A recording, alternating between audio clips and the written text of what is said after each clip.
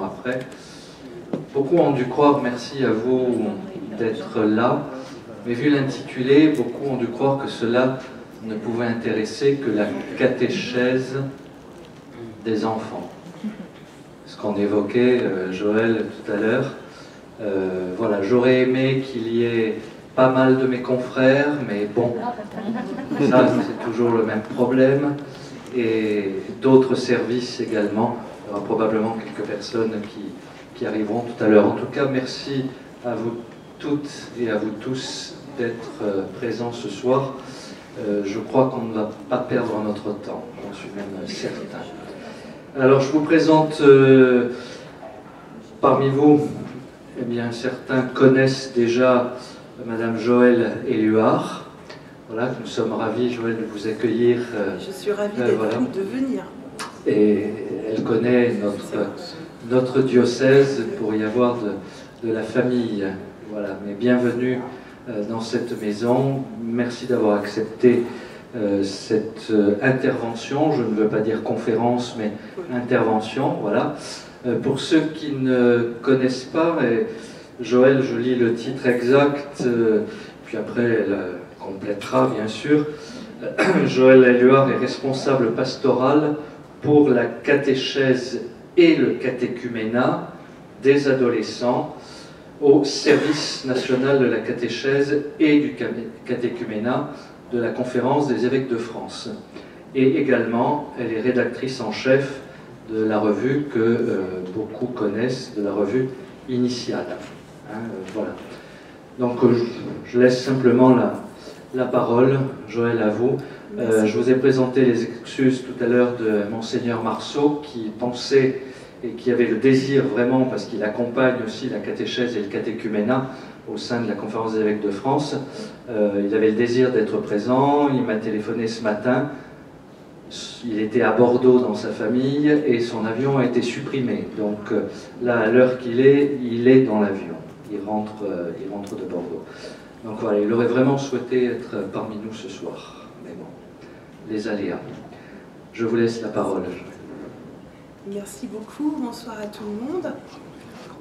Le micro, on n'entend pas. Vous le désinfecterez après, parce qu'en fait j'ai une bronchite.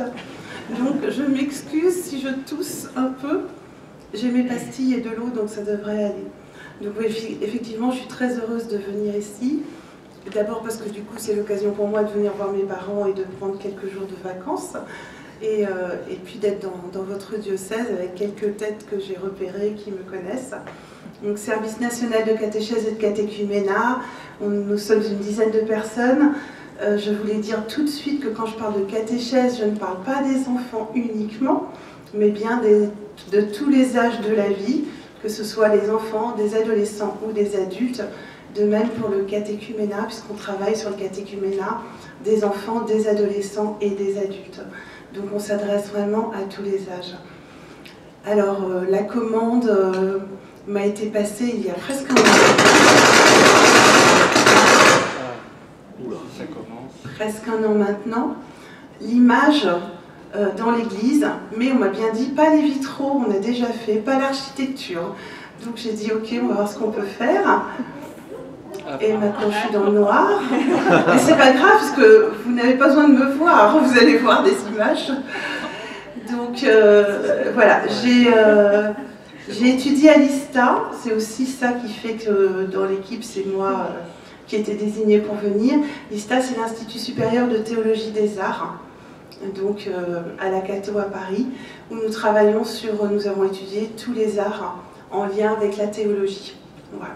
C'est juste pour vous situer un peu d'où je viens.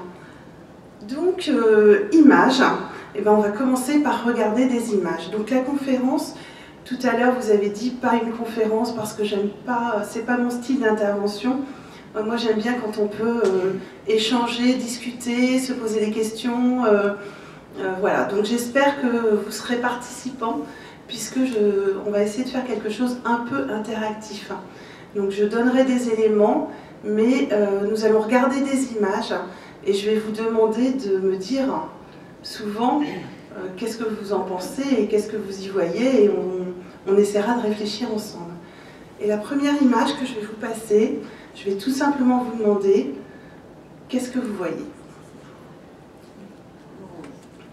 Une rose. Tout le monde est d'accord? Est-ce qu'il y a quelqu'un qui n'est pas d'accord avec ça? À part moi.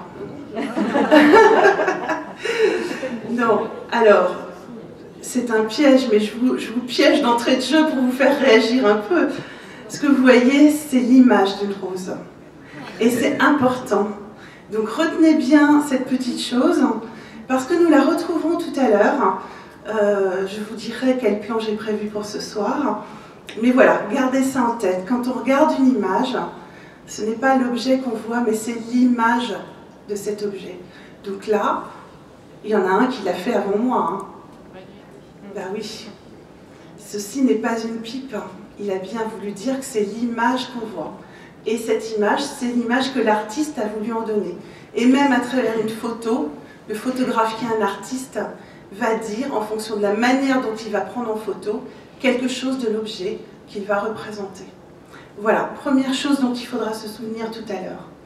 Deuxième chose, qu'est-ce qui est représenté? Ils vont se méfier maintenant.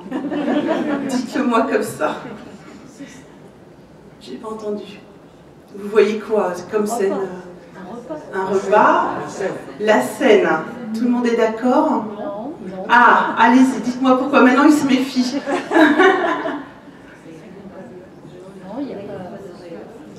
Alors, qu'il y ait une auréole ou pas, ça ne veut pas dire que ce n'est pas la scène, parce que l'auréole peut être ou ne pas être mise par les artistes.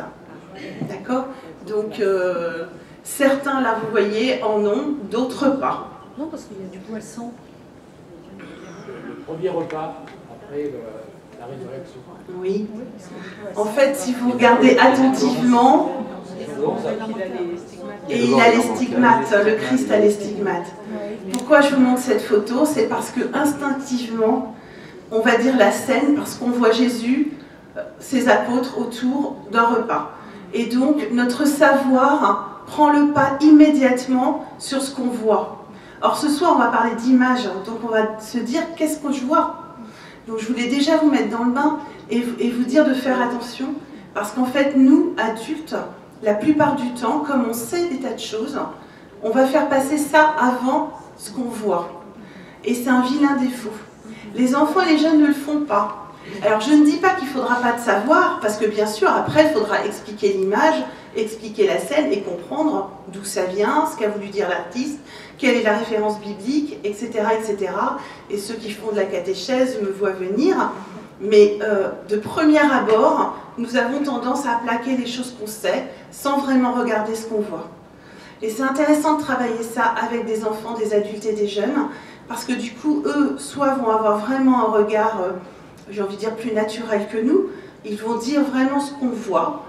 Et d'autres, certains, des fois, on en a dans notre groupe, je ne sais pas s'il y a des catéchistes parmi vous, on en a toujours, ou même avec des groupes d'adultes qui savent tout, enfin qui pensent tout savoir, ben là, on va leur demander d'aller plus loin et de ne pas rester sur des choses qu'ils ont acquises et qu'ils ont l'impression de connaître. Et on va pouvoir faire travailler ensemble tout type de personnes.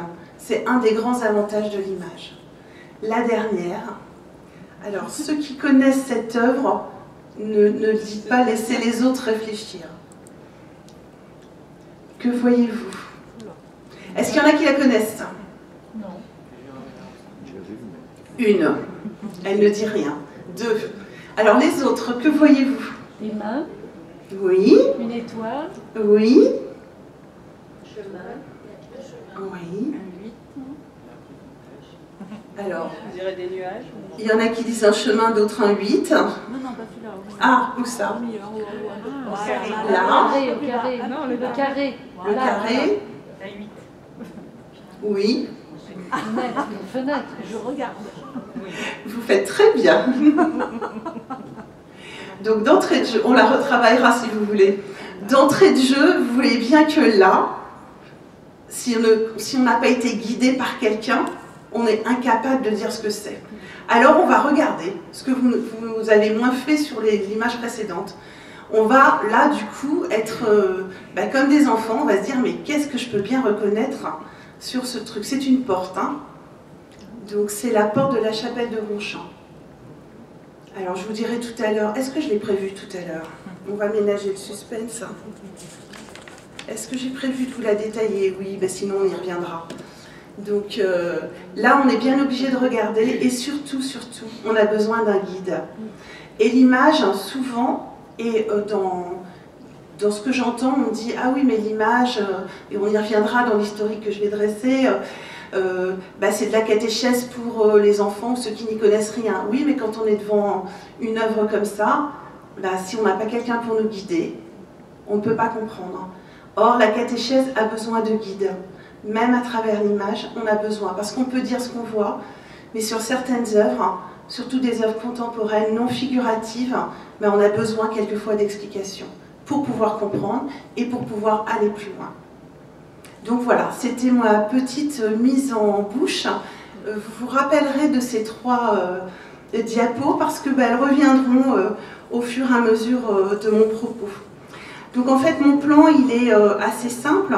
Je vais essayer dans un premier temps de vous faire un très court historique de l'histoire de l'image à travers les siècles. Donc je m'excuse par avance parce que en quelques minutes, je vais balayer presque 20 siècles. Donc vous voyez bien qu'il y aura des impasses, des choses non dites, mais je vais juste essayer de pointer quelques éléments importants qui nous amènent à qu'est-ce que c'est que l'image en catéchèse et l'image dans nos églises. Et puis, dans un deuxième temps, on regardera les fonctions de l'art dans l'Église, et notamment les fonctions de l'image dans l'Église. Et puis enfin, ensemble, c'est là où je vous demanderai de vraiment participer, nous allons essayer de décrypter des images. Et donc là, on va jouer à ce jeu-là, c'est-à-dire qu'est-ce que vous voyez, qu'est-ce qu'on voit, et comment est-ce que mutuellement, on va pouvoir se guider et dire quelque chose d'une catéchèse. Donc voilà en gros les 3 points. Au fur et à mesure que je parle, s'il y a des questions, des interrogations, vous n'hésitez pas, parce que justement, voilà, on explique ensemble et on avance ensemble sur ce petit plan de la soirée. Donc si vous êtes d'accord, bah, c'est parti. N'oubliez pas mes 3 images. Donc de tout temps, l'homme a écrit ou fait ou produit, j'utilise à dessein ces 3 verbes, des images. On ne va pas remonter au temps des hommes préhistoriques, mais l'image est déjà dans notre imagination. Là maintenant, si je vous dis un chemin, chacun de vous va l'imaginer dans sa tête, va déjà produire une image. Et ce ne sera pas la même pour tous. Chacun, il y en a un qui verra peut-être une route de campagne, l'autre le petit chemin qui mène à la mer, etc. etc. Vous voyez bien que l'image, elle est déjà présente à l'avance, avant même qu'on puisse l'écrire, la produire, la dessiner, la peindre, etc. etc. Et du coup, on est vraiment dans quelque chose qui existe dans notre tête, mais qui est aussi très influencé par le milieu et le monde dans lequel on vit. Votre chemin à vous sera peut-être complètement différent d'une personne qui vit à Tahiti ou d'un Esquimau. Parce qu'en fait, on est influencé par tout ce qui nous entoure, toutes les images que le monde produit, et puis tout ce qu'on a aussi dans notre histoire personnelle. Donc, par rapport à l'Église, vous voyez bien que dès le début du christianisme, les hommes vont tenter de représenter le Christ. Sauf que ces premiers chrétiens vivaient dans un monde judaïque, et les Juifs, vous savez peut-être ou pas, n'ont pas le droit de produire d'image. Ils n'ont pas le droit de produire d'image du Christ ou de Dieu. Enfin, pour eux, de Dieu.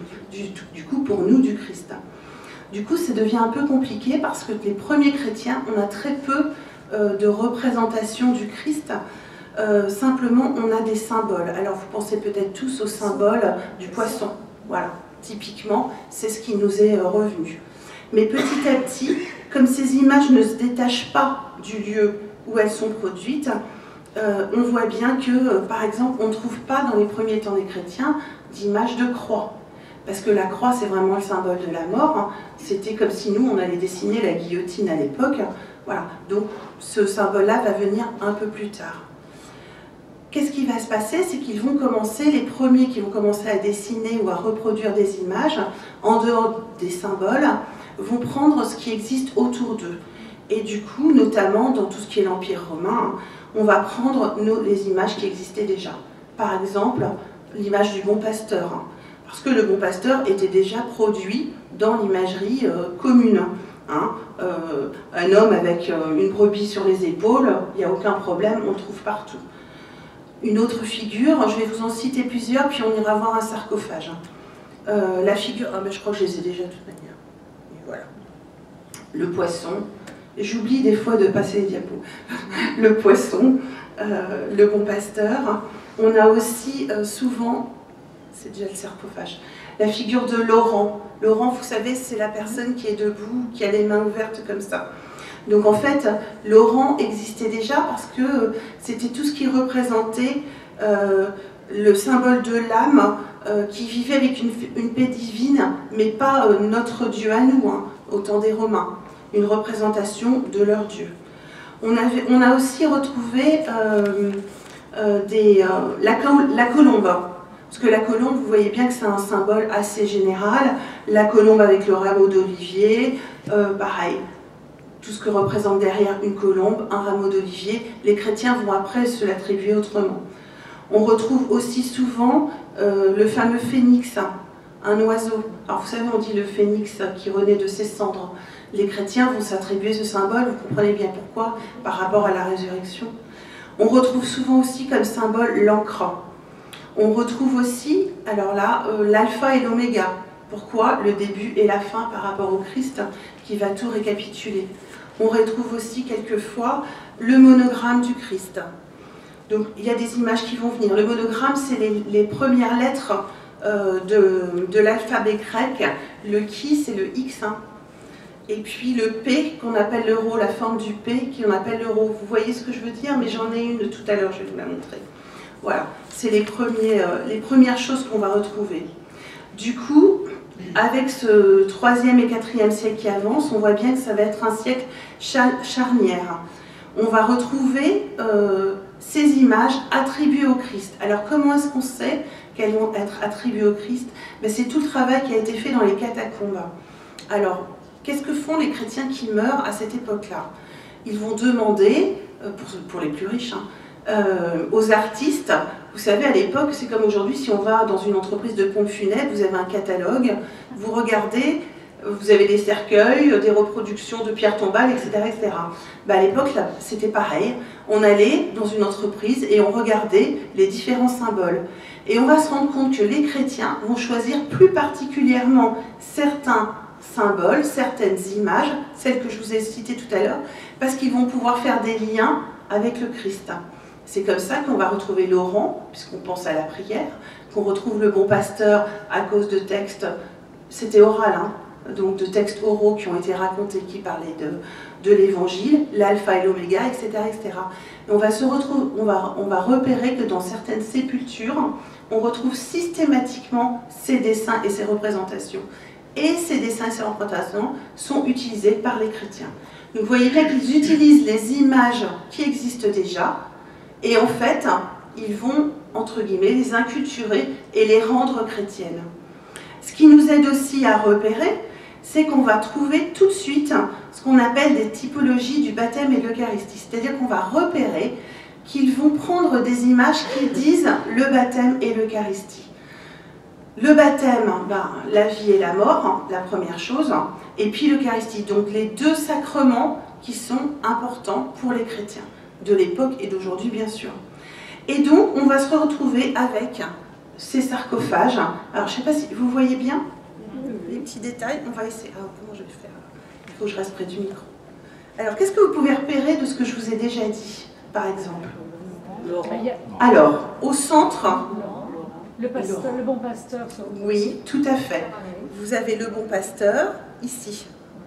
Je suis à l'envers de vous? Non, je suis bien.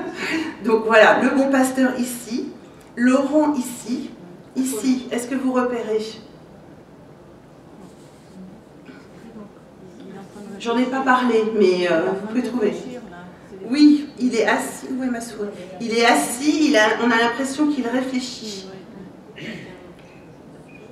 Alors, en fait, c'est une figure de l'enseignant ou d'un lecteur, et il tient devant lui un rouleau, une tablette. C'est une figure très classique du monde antique. Et en fait, ça nous invite à reconnaître un homme adepte des sciences. Et du coup, pour les chrétiens, la foi est une science sacrée. Et en fait, on va le retrouver parce qu'on va repérer que c'est quelqu'un qui enseigne cette foi qui est la science sacrée. Voilà. Alors ensuite, il y en a qui m'ont dit... Il y a Adam et Ève. Ah oui, Il y a Adam et Ève. tout à fait. On va repérer Adam et Ève. Est-ce que tout le monde les voit? D'accord. Qu'est-ce que vous voyez d'autre? La colombe. Quelqu'un qui sort d'un tombeau. Ah, Il y a le personnage un peu de lion. Oui. vous le voyez, lui? C'est qui, à votre avis? Jésus, normalement. Non, pas Lazare. Vous m'avez dit tout à l'heure que vous avez vu la colombe, là. Alors, à votre avis? Et oui, c'est Noé. Ah, c'est censé être Eh oui! Alors là, c'est très intéressant. Parce qu'on voit bien que c'est Noé qui sort de son arche. Mais vous m'avez dit, bah, c'est normal. On dirait Jésus qui sort du tombeau. Et en fait, on va repérer dans toutes ces représentations, ils vont faire des liens entre l'Ancien et le Nouveau Testament, et très très souvent, la plupart du temps, en lien avec le baptême. Vous voyez bien Noé, les eaux, le déluge, etc.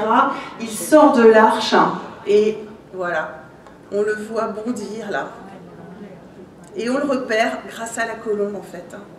On le repère grâce à la colombe. Alors, personnage entre les deux lions. alors oui, un personnage entre les deux lions, c'est qui? Daniel, tout à fait.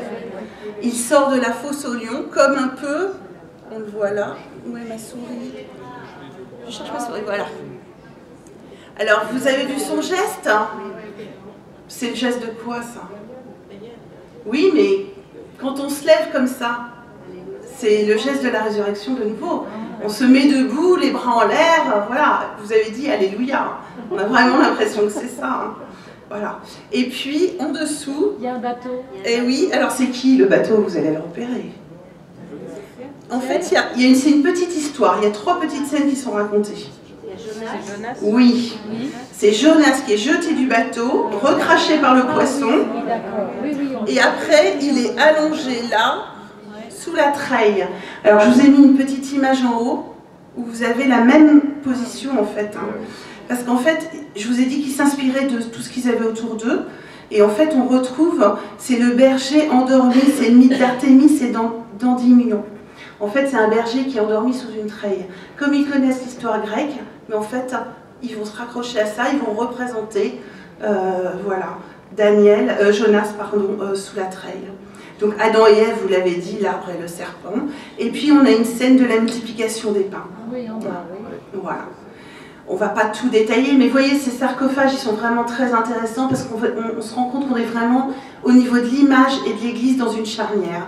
Parce qu'on va prendre tous les éléments qu'on a autour de nous, on va les représenter et on va commencer à faire des liens Ancien et Nouveau Testament. Et à chaque fois, bon, là je vous ai pris qu'un seul exemple hein, parce qu'on n'aurait pas le temps, mais on a toujours ces liens entre baptême et Eucharistie. Et là du coup on voit bien que cette catéchèse, elle est très claire. On annonce tout de suite l'histoire du salut. Et c'est ce qu'on oublie souvent, nous, aujourd'hui, de faire. C'est-à-dire que quand on fait de la catéchèse aujourd'hui, ben, on va raconter des tas de choses. Hein. Et souvent, on oublie le cœur de notre foi, l'annonce du salut. Quand on parle de première annonce, j'en ai parlé tout à l'heure au repas, mais je n'ai pas détaillé. Le pape nous parle de première annonce, le texte national nous parle de première annonce. On a l'impression qu'on entend première annonce comme si les enfants, les jeunes ou les adultes que nous accompagnons vont dire c'est la première fois qu'on entend parler de Jésus. Oui, c'est aussi ça, mais ce n'est pas que ça. Le pape François, il dit vraiment que c'est la première annonce, c'est ce qui est primordial, c'est la primauté de l'annonce. Elle est première parce que c'est la plus importante. Et quelle est l'annonce la plus importante? C'est bien que Christ est ressuscité. Et aujourd'hui, on est quand même dans le temps pascal. Je pense que c'est vraiment très très important d'avoir ça en tête. Et quand je demande à des catéchistes, alors je reprends catéchistes à tous les âges, hein, Mais quand est-ce que vous parlez du mystère du salut? Quand est-ce que vous parlez de Pâques? Souvent on dit à la séance sur Pâques. Et en fait non, on doit en parler à chaque séance. Chaque séance de catéchèse doit être une séance où on annonce la mort et la vie. Sinon, on passe à côté de quelque chose. Et là, vous voyez que les images des premiers chrétiens nous disent tout de suite sur un sarcophage, je veux dire, avec les moyens qu'ils avaient, les moyens du bord, il fallait sculpter, et des images qui ne leur étaient pas propres. La chose essentielle qu'ils vont dire de la catéchèse, c'est la mort et la résurrection du Christ. Donc ça, c'est vraiment, si vous devez vous rappeler que d'un truc sur les images de ces siècles-là, rappelez-vous de ça parce que c'est vraiment très important. Alors après, on peut me dire, et je l'entends tout à fait, oui, mais est-ce que c'était vraiment de la catéchèse? Donc je vous pose la question. C'est un sarcophage et c'est un tombeau. Alors, quelle annonce? Allez-y. La résurrection du Christ Oui. qui est faite justement. Oui, mais pour qui? Qui allait dans ces tombeaux? On nous a bien raconté qu'ils allaient célébrer, etc., etc. On en est moyennement sûr. Voilà. Donc, il faisait ça, il dessinait ça, mais aujourd'hui, on n'est pas du tout sûr que c'était pour les vivants. Puisqu'en fait, personne n'allait dans ces tombeaux, très peu célébrés, c'était sombre, c'était obscur. Vous avez ceux qui ont déjà été à Rome, voir, voilà, c'est quand même pas si simple. Mais bon, il y avait déjà une annonce de fête et une catéchèse de cette manière-là. Avec Constantin, je passe 4e, 5e siècle, je vais vite, je vous ai prévenu, et après ce sera pire. Avec Constantin, tout va changer. Alors Constantin, vous savez qu'après Constantin, Constantin va se convertir au christianisme, et du coup ça va devenir religion d'État. Ce sera reconnu officiel. Ce que je trouve un peu drôle sur un sujet sur l'image, c'est que Constantin se convertit entre guillemets grâce à une image. Vous savez qu'on raconte qu'avant une bataille, il a vu apparaître dans le ciel une croix, la marque des chrétiens, et donc il s'est dit que s'il suivait ce Dieu, il allait gagner. Il s'est converti, il a effectivement gagné. Bon, la vraie histoire est un peu moins folklorique, mais bon, toujours est-il que si on garde ça en tête, c'est quand même cette image qui va faire cette conversion. Je pense qu'il avait besoin des chrétiens parce qu'ils étaient assez nombreux à cette époque. Et puis voilà, il est toujours question de politique derrière. Mais voilà, gardons cette image en tête. L'empereur va donc permettre à l'Église de professer sa foi. Il va devenir le représentant de Dieu sur terre. Et j'ai oublié de passer mes images. Voilà, je vous l'avais dit que j'oubliais les choses. Excusez-moi. Donc là, vous avez, en plus près, on voit sur cette catacombe de nouveau Noé qui sort et Jonas. Vous voyez toujours cette même attitude, les bras ouverts. On a l'impression vraiment qu'il sort de son poisson. On est toujours dans ces attitudes de résurrection. Donc voilà, au temps de Constantin, on va arriver à des images qui ressemblent beaucoup plus à ça. Alors vous voyez là par exemple, on a cette image de mosaïque, donc images qui sont dans les églises. Donc ici, je ne sais pas si vous repérez qui vous voyez là. L'impératrice. Ah, très intéressant. Tout le monde est d'accord? Elle a dit l'impératrice. C'est Marie. Et oui, parce qu'en fait, à cette époque-là, comme l'empereur va devenir le représentant de Dieu sur terre, et l'empereur, on le voit partout, on le représente comme vous imaginez qu'on représente un empereur. Ici, d'ailleurs, c'est ce qui se passe. Et bien, que font les chrétiens? Je vous ai dit qu'on était toujours baignés dans notre culture. On va commencer à représenter à la manière de l'empereur. Et donc là, j'ai choisi cette image, mais vous pourriez en trouver beaucoup d'autres, où on a Marie, les anges, et alors on voit bien que là, on a l'impression que c'est effectivement une impératrice, parce qu'on reprend toujours le style des images de là où on vit. Donc l'image devient l'expression visible qui va relier l'invisible et sa communauté, et le Christ, et là j'ai pris Marie pour changer, va commencer à être représenté comme l'empereur. Alors petit à petit, on est toujours quand même avec peu d'images dans les lieux de culte, les églises commencent à apparaître, mais on a encore peu d'images. Pourquoi? Parce que tout d'abord, l'image se développe dans les tombeaux, on en a parlé, et avec les reliques. En fait, on ne trouve pratiquement pas de statues. On a les statues d'empereurs, etc., mais pas de statues du Christ ou des saints, etc., etc.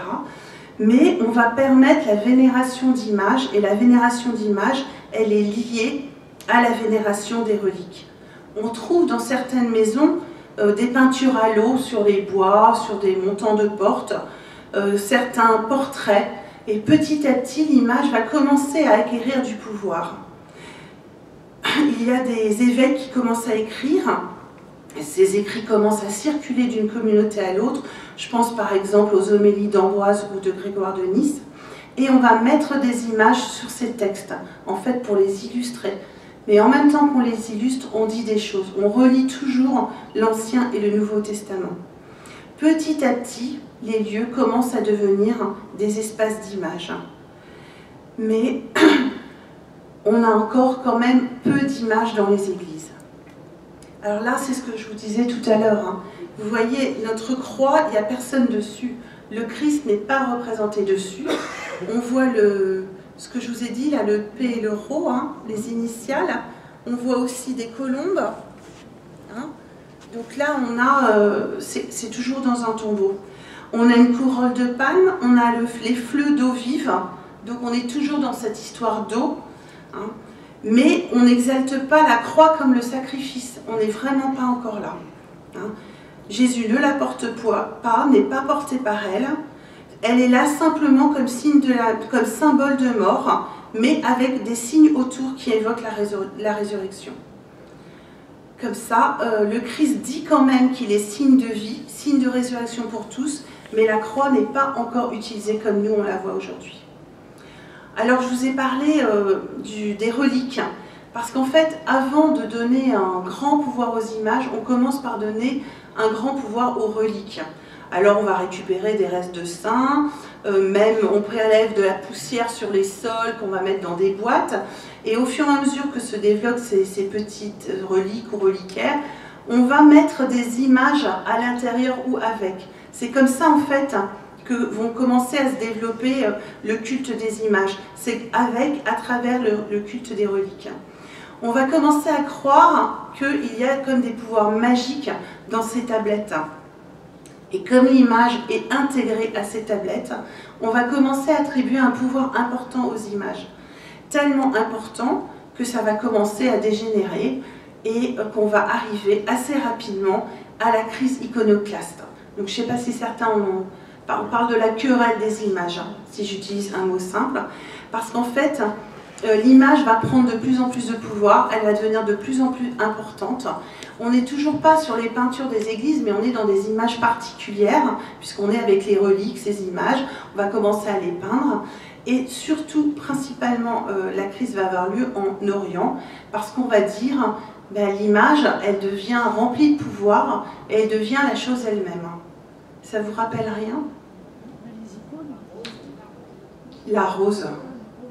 Ben oui, j'ai commencé en vous montrant une rose, et vous m'avez dit c'est une rose. Ben, c'est exactement ça qui se passe.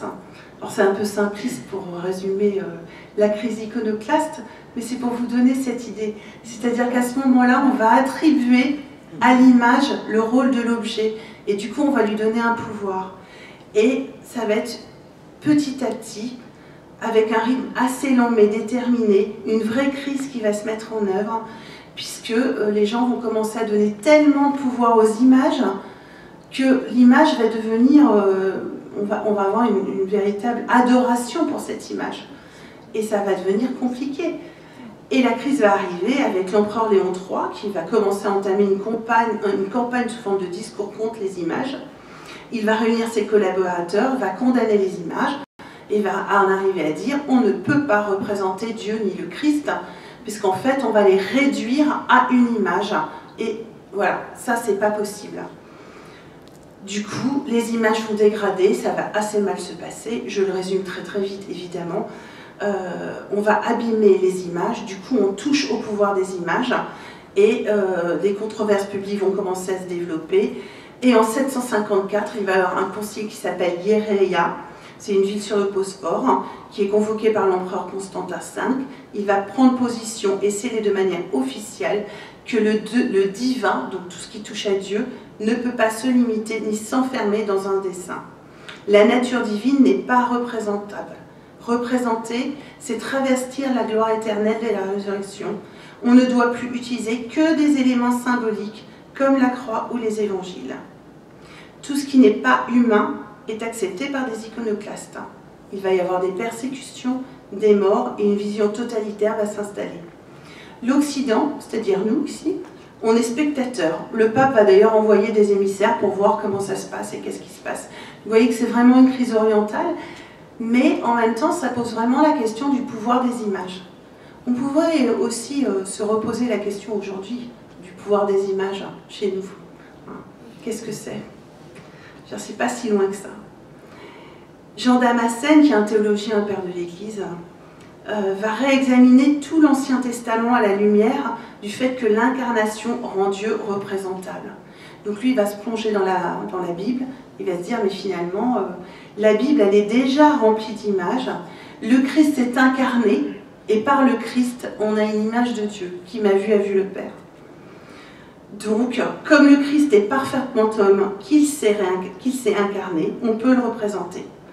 Sinon, on va confondre les deux natures. Je ne vais pas rentrer dans trop de théologie, mais du coup, on ne va plus pouvoir dire que Jésus est homme et Dieu.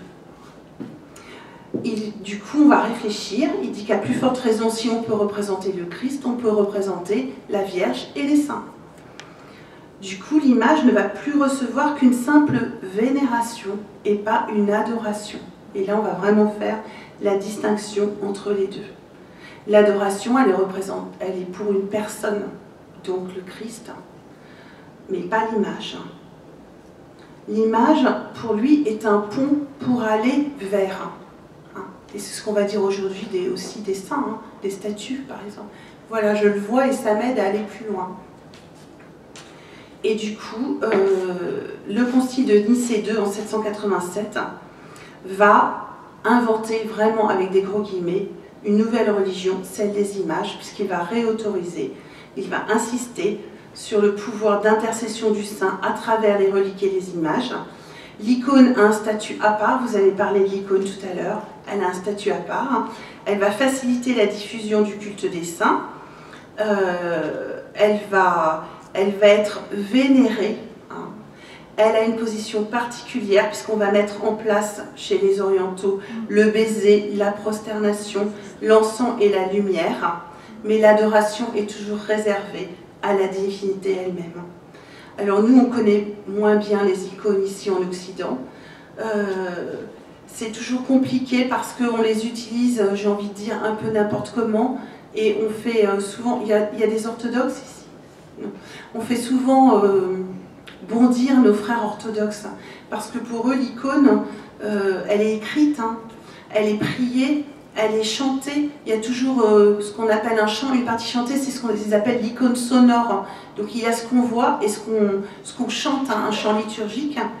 Et puis on ne les met pas n'importe où, n'importe comment. Nous, l'icône, voilà, des fois avec les enfants, moi je l'ai fait, donc je peux le dire très simplement, j'ai collé des jolies photocopies sur du bois pour leur faire des icônes. Voilà, alors, eux, ils s'arracheraient les cheveux, évidemment. Et puis, l'icône, elle doit respecter le temps. C'est-à-dire qu'on ne met pas n'importe quelle icône à n'importe quel moment dans l'église. Donc, souvent, on en a une et puis c'est toujours la même. Voilà. Donc, voilà. Pour eux, c'est vraiment plus qu'une simple image. Donc nous, en Occident, pendant cette bagarre, c'est l'Empire carolingien. On va voir apparaître le livre illustré.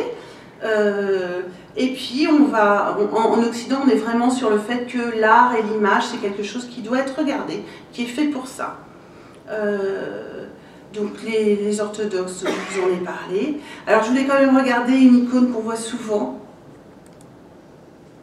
Vous la connaissez? Voilà. C'est l'icône de Pâques, c'est vraiment celle qu'on met pendant cette liturgie-là. Est-ce que vous voulez... alors, qu'est-ce que vous voyez dessus? Maintenant, vous savez qu'il faut regarder. Jésus qui va chercher Adam. Oui, on voit Jésus au centre. Qui sort d'un tombeau, on dirait. Hein. Et oui, tout à fait. Il sort d'un tombeau, la porte est cassée. Hein, on a la croix, c'est la porte qui est cassée du tombeau. Et puis, Ève alors, qu'est-ce qu'il fait? prend la main d'Adam. Oui. Oui, il le tire d'où? Oui. Mhm. Oui, oui, oui. Quelque chose de sombre, toujours. Ouais. Le noir par rapport à la lumière. Oui, Hein. c'est ça. Mhm. Donc il sort Adam et Ève. Et puis qu'est-ce que vous n'arrivez peut-être pas à distinguer derrière, hein, il y a du monde. Hein. Est-ce que ce sont des anges, non? Alors on a des anges en haut, En haut, oui, tout en haut. là. Alors je vais vous dire, hein, derrière Ève il y a Moïse, Abel et les justes. Et derrière Adam il y a David et Salomon, c'est les grands rois. Ils ont des couronnes. Oui. Ils ont des couronnes qui accueillent le Sauveur. Plus loin encore derrière, hein, il y a Jean le Baptiste. Ah oui, d'accord. Oui, ok. Hein. Vous ne voyez pas, mais quand vous aurez cette image, vous irez la voir de plus près. Hein. Donc en fait, c'est lui le précurseur, hein, c'est lui qui a annoncé la venue du Christ. Hein. Et puis voilà, on y trouve également de l'autre côté le prophète Daniel, pour ça il faut le savoir.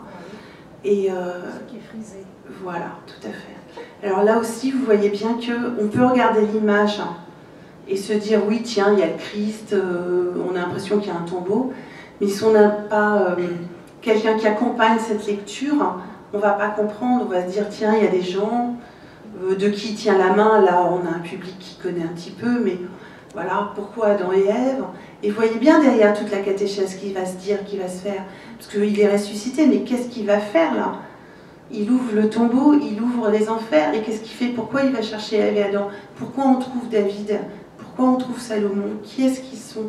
Vous voyez bien qu'à travers cette simple image, si je peux dire simple, derrière on va pouvoir avoir une vraie catéchèse et pouvoir dire plein de choses à travers ce qu'on voit. Et c'est pour ça que c'est vraiment important en même temps de regarder, et puis en plus après de pouvoir expliquer, décrypter, et puis après aller plus loin et faire une vraie catéchèse pour dire qu'est-ce que fait Jésus, qu'est-ce qu'il fait là à ce moment-là. Alors si on continue d'avancer, on arrive vers le XIe siècle et c'est la réforme grégorienne. Donc en fait, à l'intérieur de notre église, de l'église d'Occident, il y a des nouvelles productions d'images qui vont arriver.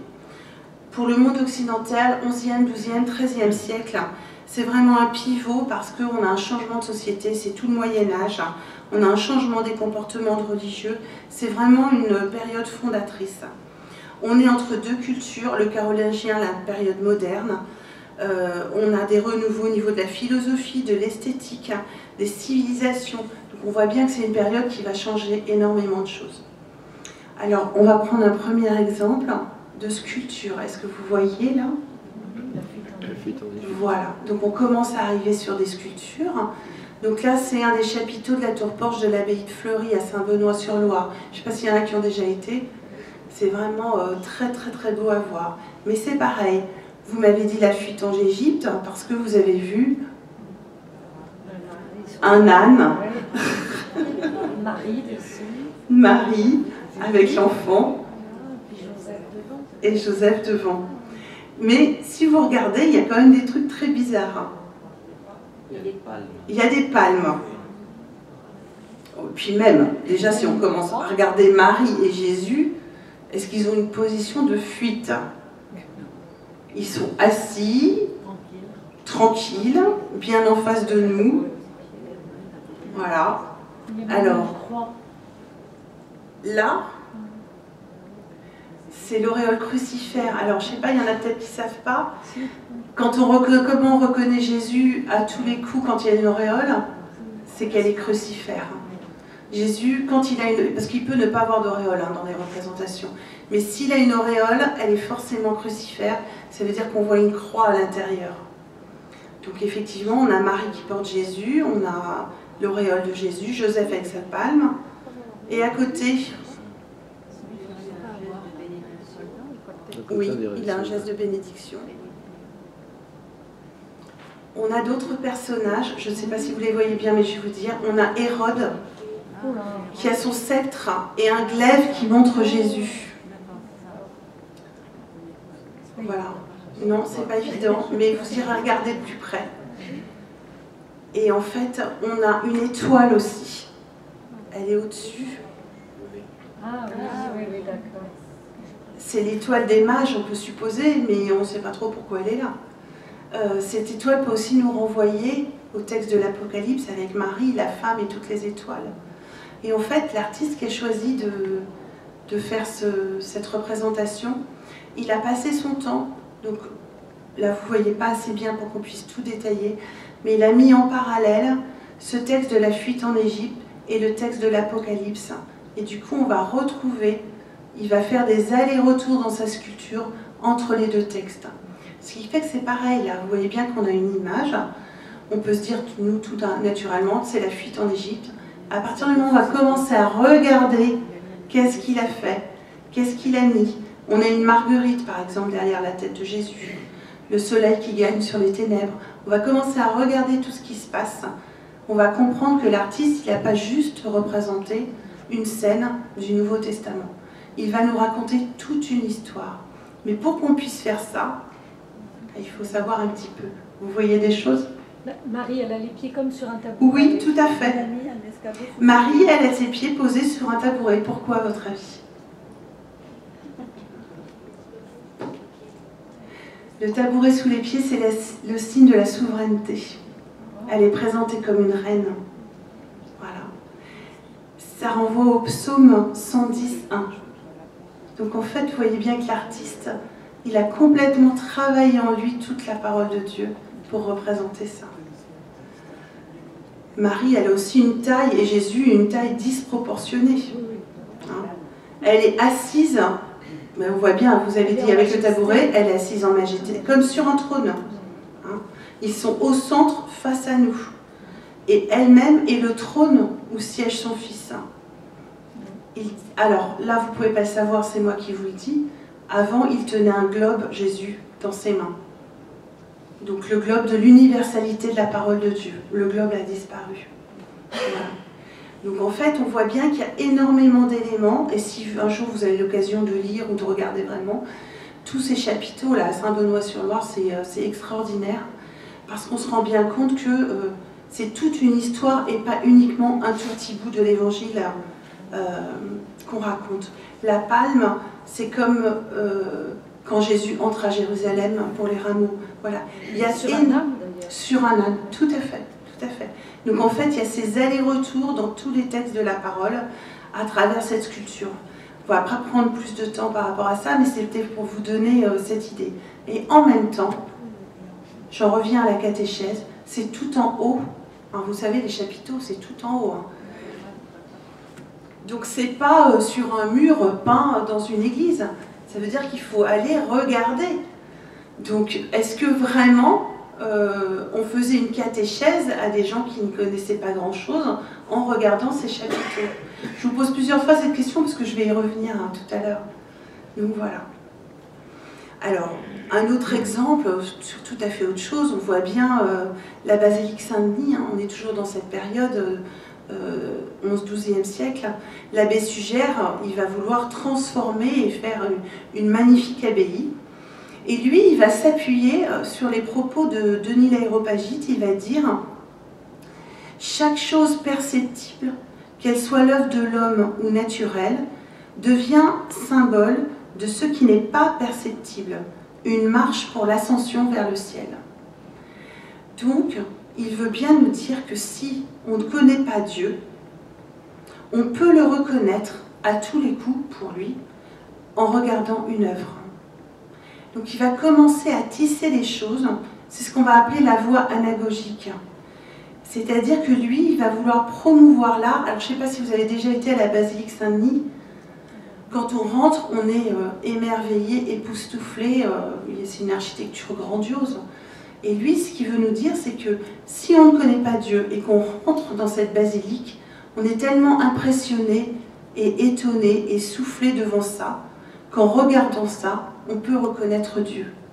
Donc il va aller vers une fonction particulière de l'art et de la peinture et de la sculpture et de l'architecture, etc. pour dire qu'en fait, on reconnaît Dieu dans ce qu'il y a de beau, dans ce qui nous étonne.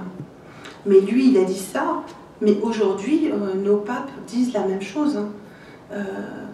Il va dire, toujours l'abbé Sugère, il va dire que c'est par des choses perceptibles qu'on peut monter vers la source de leur éclat. Et pour le dire autrement, Benoît XVI va bien nous dire que l'art est un chemin vers Dieu. Une œuvre d'art peut ouvrir les yeux de l'esprit et du cœur en nous poussant vers autrui.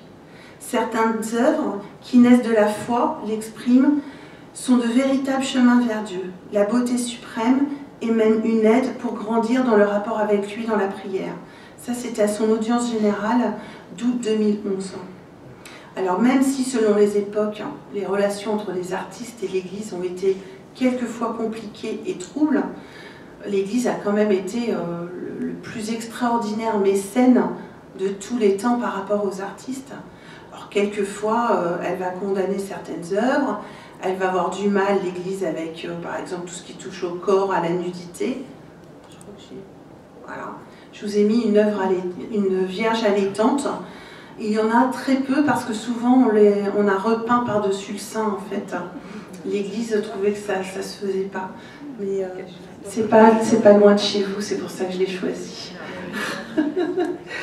Et en fait, on n'en trouve pas tant que ça, parce que l'Église va avoir cette fâcheuse tendance à recouvrir les seins. Oui.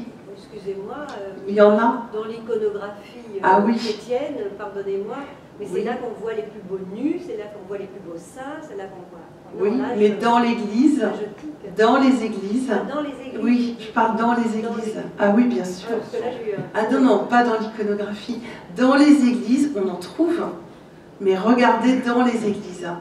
Les images qu'on a dans les églises, souvent, on les a un peu rhabillées. Alors il y en a, je n'ai pas dit qu'il n'y en avait pas, mais souvent on les rhabille. La chapelle Sixtine est un exemple.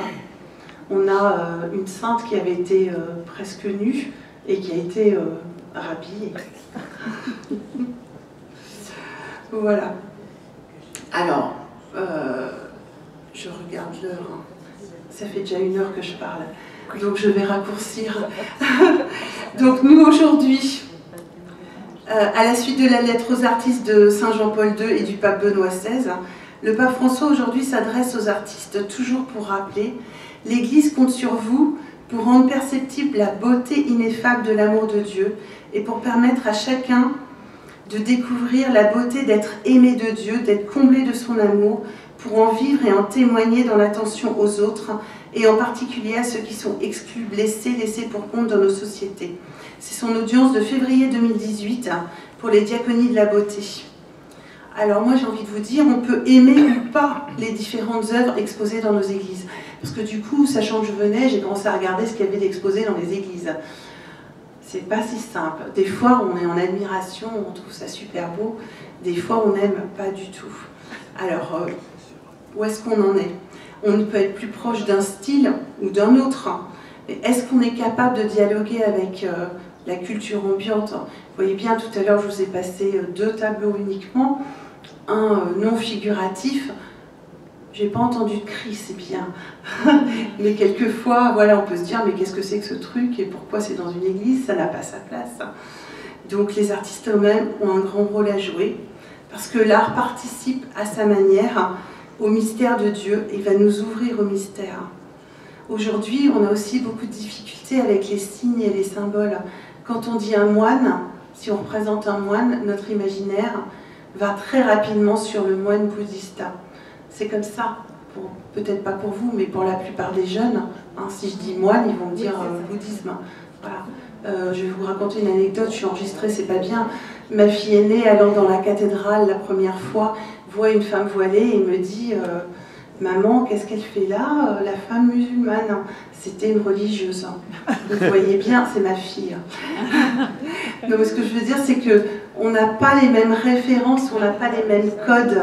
Et pour pouvoir lire les images, et surtout avec nos jeunes, rien n'est évident, il faut réapprendre ces codes. On a besoin de ça. Le pape François, il est très fort par rapport aux images. Je ne sais pas si vous avez repéré, souvent il termine ses discours par des images. Moi, je reprends qu'une seule une seule image qu'il avait dit en novembre 2013. Il avait mis un chapelet dans une boîte de médicaments, parce que quand on parle de guérison, pour la plupart des gens, c'est le médicament qui guérit. Et lui, il avait fait ça, il parlait de la miséricorde et de soigner le cœur, et du coup il avait mis un chapelet dans une boîte de médicaments. Donc une fois de plus, il utilise une image qui va percuter. Et je pense que ça, c'est vraiment intéressant. Il faut aussi toujours avoir à l'esprit qu'un symbole est toujours ambivalent. Je vous ai parlé de l'eau tout à l'heure. Vous savez bien, les grands symboles bibliques, c'est toujours et la vie et la mort. L'eau, c'est la vie, et l'eau, c'est la mort.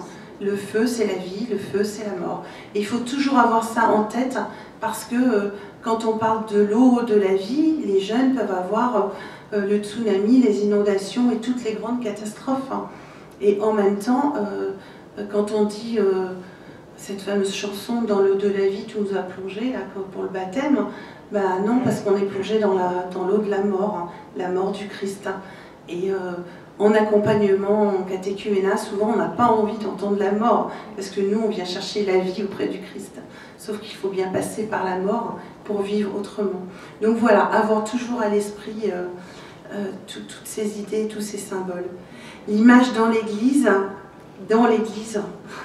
n'a pas de but pour elle-même, elle contribue à l'annonce. Et du coup, on va essayer de voir dans ce deuxième temps les différentes fonctions de l'art dans l'Église, avant de passer à nos petits cas pratiques. Alors, pour ces différentes fonctions, je vais m'inspirer du cours que j'ai eu à ISTA du père Bernard Clasen, qui a classé les fonctions de l'art en 6 fonctions. Voilà. Il nous rappelle toujours que l'Église n'est pas un lieu comme les autres. En dehors des liturgies qui s'y vivent, beaucoup de personnes y rentrent. Elles viennent pour prier, pour s'arrêter un instant, pour allumer un cierge, ou tout simplement pour visiter. Et du coup, ce qu'elles voient vont dire quelque chose de notre foi. Et du coup, on touche tout le monde. Donc lui, il va citer 6 fonctions. Je vais m'arrêter un peu plus longuement sur la dernière. Il part d'abord d'une fonction cosmique. Pour lui, c'est s'accorder au cosmos, se réconcilier avec le cosmos. Là, on voit surtout le travail de l'architecture. Je prendrai un seul exemple, Vézelay, je ne sais pas si vous avez déjà été, certains d'entre vous. Il prend l'exemple de l'allée centrale, où il y a des points lumineux qui vont marquer le sol, et au moment du solstice d'été, qui crée un véritable chemin de lumière. Pour lui, une des fonctions de l'art, voilà, elle est cosmique. On a tout ce qui lie le ciel et la terre. Je n'ai pas parlé de l'art sulpicien au XVIe siècle, vous voyez ce que c'est quand je parle de l'art sulpicien. Il y en a qui aiment beaucoup, il y en a qui aiment moins, c'est un peu dégoulinant quand même. Mais quand on travaille, moi j'ai travaillé, je trouve ça, c'est vraiment très intéressant, parce qu'il y a vraiment ce lien entre le ciel et la terre. En fait, ça monte et ça descend et ça se rejoint. Et quand on le regarde plus attentivement, même si on n'aime pas trop, on voit vraiment ces liens que les artistes ont voulu nous montrer entre ciel et terre. La deuxième fonction, c'est la fonction laudative et oblative. L'art sert à louer Dieu. La beauté est offrande. Je l'ai dit tout à l'heure, quand on trouve des chapiteaux sculptés tout en haut et que on ne va pas forcément voir à quoi ils servent, sinon à louer Dieu. Et les artistes en étaient pleinement conscients. Ils ont fait énormément de choses très belles et qu'on ne voit absolument pas du premier coup d'œil. Et aujourd'hui, on sait que c'était pour louer, pour offrir. Voilà, c'est une offrande des constructeurs. Là, on n'est pas dans la décoration. Il y a une fonction co-créatrice. Les œuvres d'art nous montrent la participation à l'œuvre créatrice de Dieu. On voit bien dans beaucoup d'églises, vous retrouvez les signes du zodiaque par exemple, ou les travaux des champs, les différents temps qui rythment tous les travaux des hommes. On voit souvent ça dans les églises. Nos travaux sont une participation à l'œuvre créatrice. Le beau est l'œuvre de l'homme en réponse à celle de Dieu. Et ça peut prendre plein de formes, que ce soit les fleurs, les chants, les mouvements, les odeurs, les vitraux, les sculptures, etc. etc. Donc on a vraiment ce lien avec Dieu. Il y a aussi la fonction contemplative ou captatrice. On l'a dit tout à l'heure, quand on rentre et que c'est beau, on est happé, on est saisi, on est séduit. C'est cette fonction du saisissement qui va nous élever, qui va nous ébranler, qui va faire qu'il y a quelque chose en nous qui bouge. Et cette fonction, il ne faut pas l'oublier. quand on regarde une image, une œuvre dans une église, on peut simplement la regarder, sans chercher tout de suite à catéchiser. Il faut regarder. Et on peut être saisi, et ce saisissement va nous dire quelque chose du mystère de Dieu. Ça va aller au-delà de ce qu'on peut ressentir. Il y a une fonction d'incorporation. Bernard Clasen parle d'un art consécratoire. Il va dire que l'art va consacrer l'espace, le qualifier, l'ordonner, pour former ceux qui s'y réunissent. Vous voyez bien, quand on rentre dans une église, on dit que le chant nous fait peuple de Dieu, mais le fait d'être rassemblés dans ce lieu-là, nous qui nous réunit, nous fait déjà peuple. C'est particulièrement vrai pour l'architecture, bien sûr. On le voit, par exemple, par rapport à tout ce qui est mosaïque et fresque. Parce que les mosaïques et les fresques sont faites directement sur les murs. Et en fait, finalement, c'est comme si on tatouait le mur de cet espace. Voilà.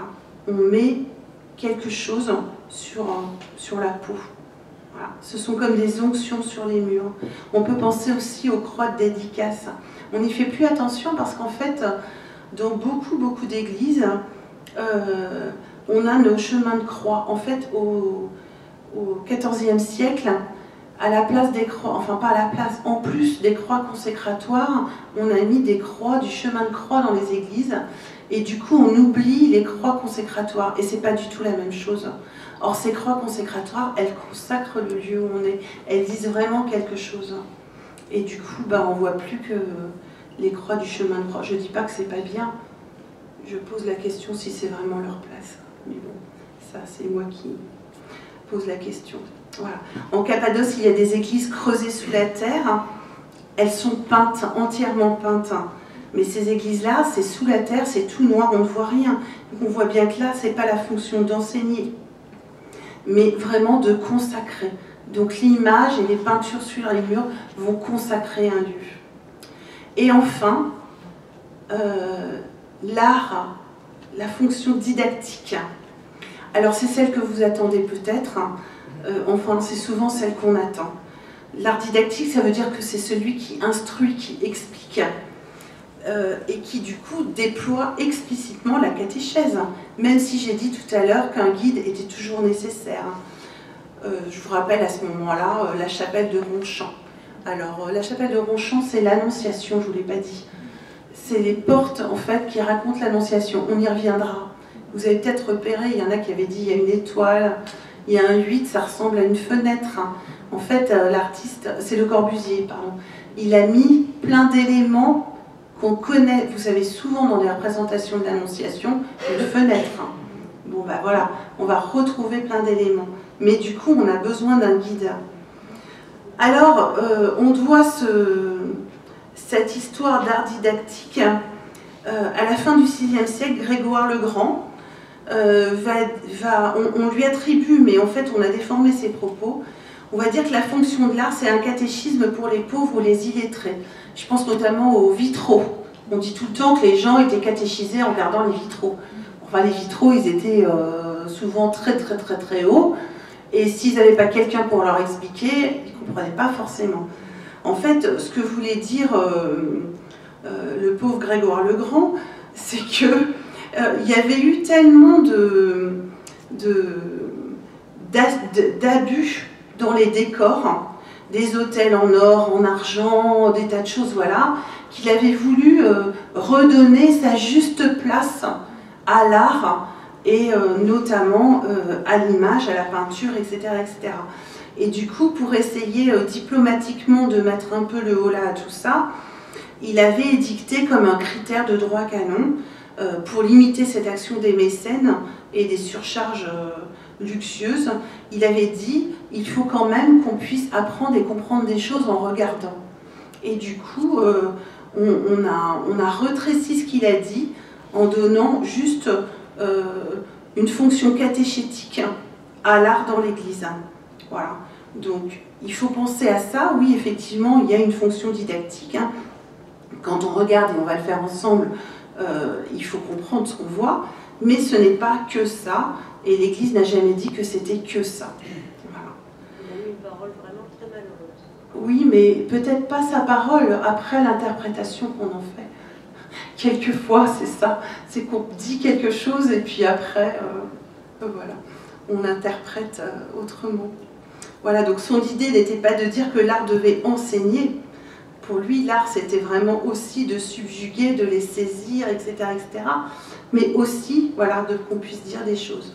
Du coup, il faut vraiment faire attention, parce qu'il y a deux impasses si on reste dans le didactique. La première, c'est ce qu'on a dit, c'est qu'on va perdre l'intelligence esthétique des œuvres non narratives. Si on ne comprend pas, on passe à côté de l'œuvre, puis on ne s'en préoccupe pas. La deuxième, c'est que si on comprend trop bien, on va risquer la mimétique, c'est-à-dire qu'on va vouloir copier ce qu'il y a dans l'œuvre.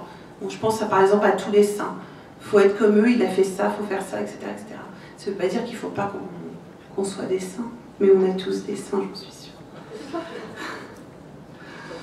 J'avais un évêque qui me disait être saint, c'est se laisser toucher par Dieu. Je trouve ça super beau, parce que je pense qu'à tout moment, on peut se laisser toucher par Dieu. Donc voilà, vous êtes des saints. Donc voilà, la catéchèse à partir des images dans les églises n'est pas faite pour les illustrer. Il faut expliquer. Si on laisse quelqu'un planter devant le tympan de Chartres ou de Notre-Dame de Paris, je ne sais pas s'il comprendrait beaucoup de choses. Donc voilà, on a besoin d'explications pour comprendre. Alors la catéchèse, si je la résume en une phrase, c'est compliqué, mais vous savez tous ce mot, c'est faire résonner la parole de Dieu. Comment est-ce que les images de nos églises vous permettent cette résonance? Le texte national pour les orientations de la catéchèse nous parle de 7 points de la pédagogie d'initiation, et dans un des points, il nous dit que devant la grande diversité des champs culturels aujourd'hui, la pédagogie d'initiation doit permettre d'affronter les multiples questions morales et philosophiques.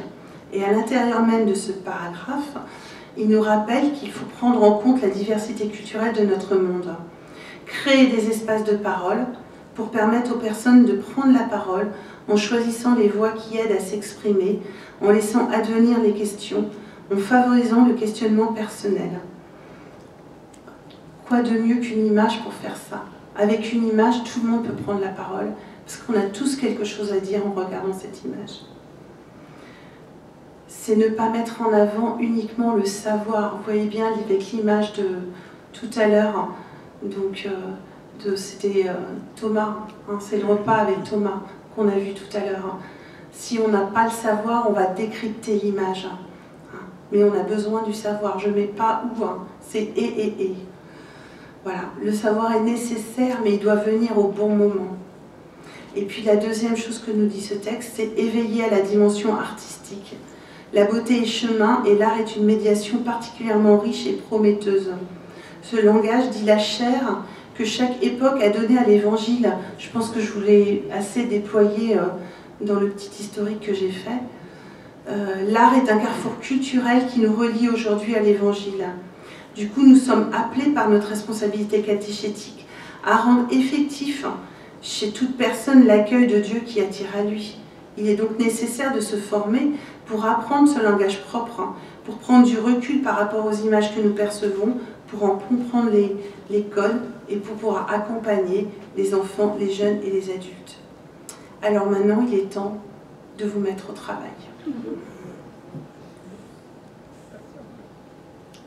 Vous avez largement le temps. Nous allons décrypter ensemble des choses. Il y a des choses faciles, mais à chaque fois on va se dire qu'est-ce que ça va me dire du point de vue catéchétique et jusqu'où je vais pouvoir aller. Pas seulement voilà ce que je vois, ce sera trop simple. Alors qu'est-ce que j'ai rien oublié de vous montrer. Que voyez-vous? Les quatre évangélistes avec leurs symboles. Alors, je ne vois pas les 4 évangélistes, non, moi. Symboles, je vois quoi? Les symboles, quels sont-ils?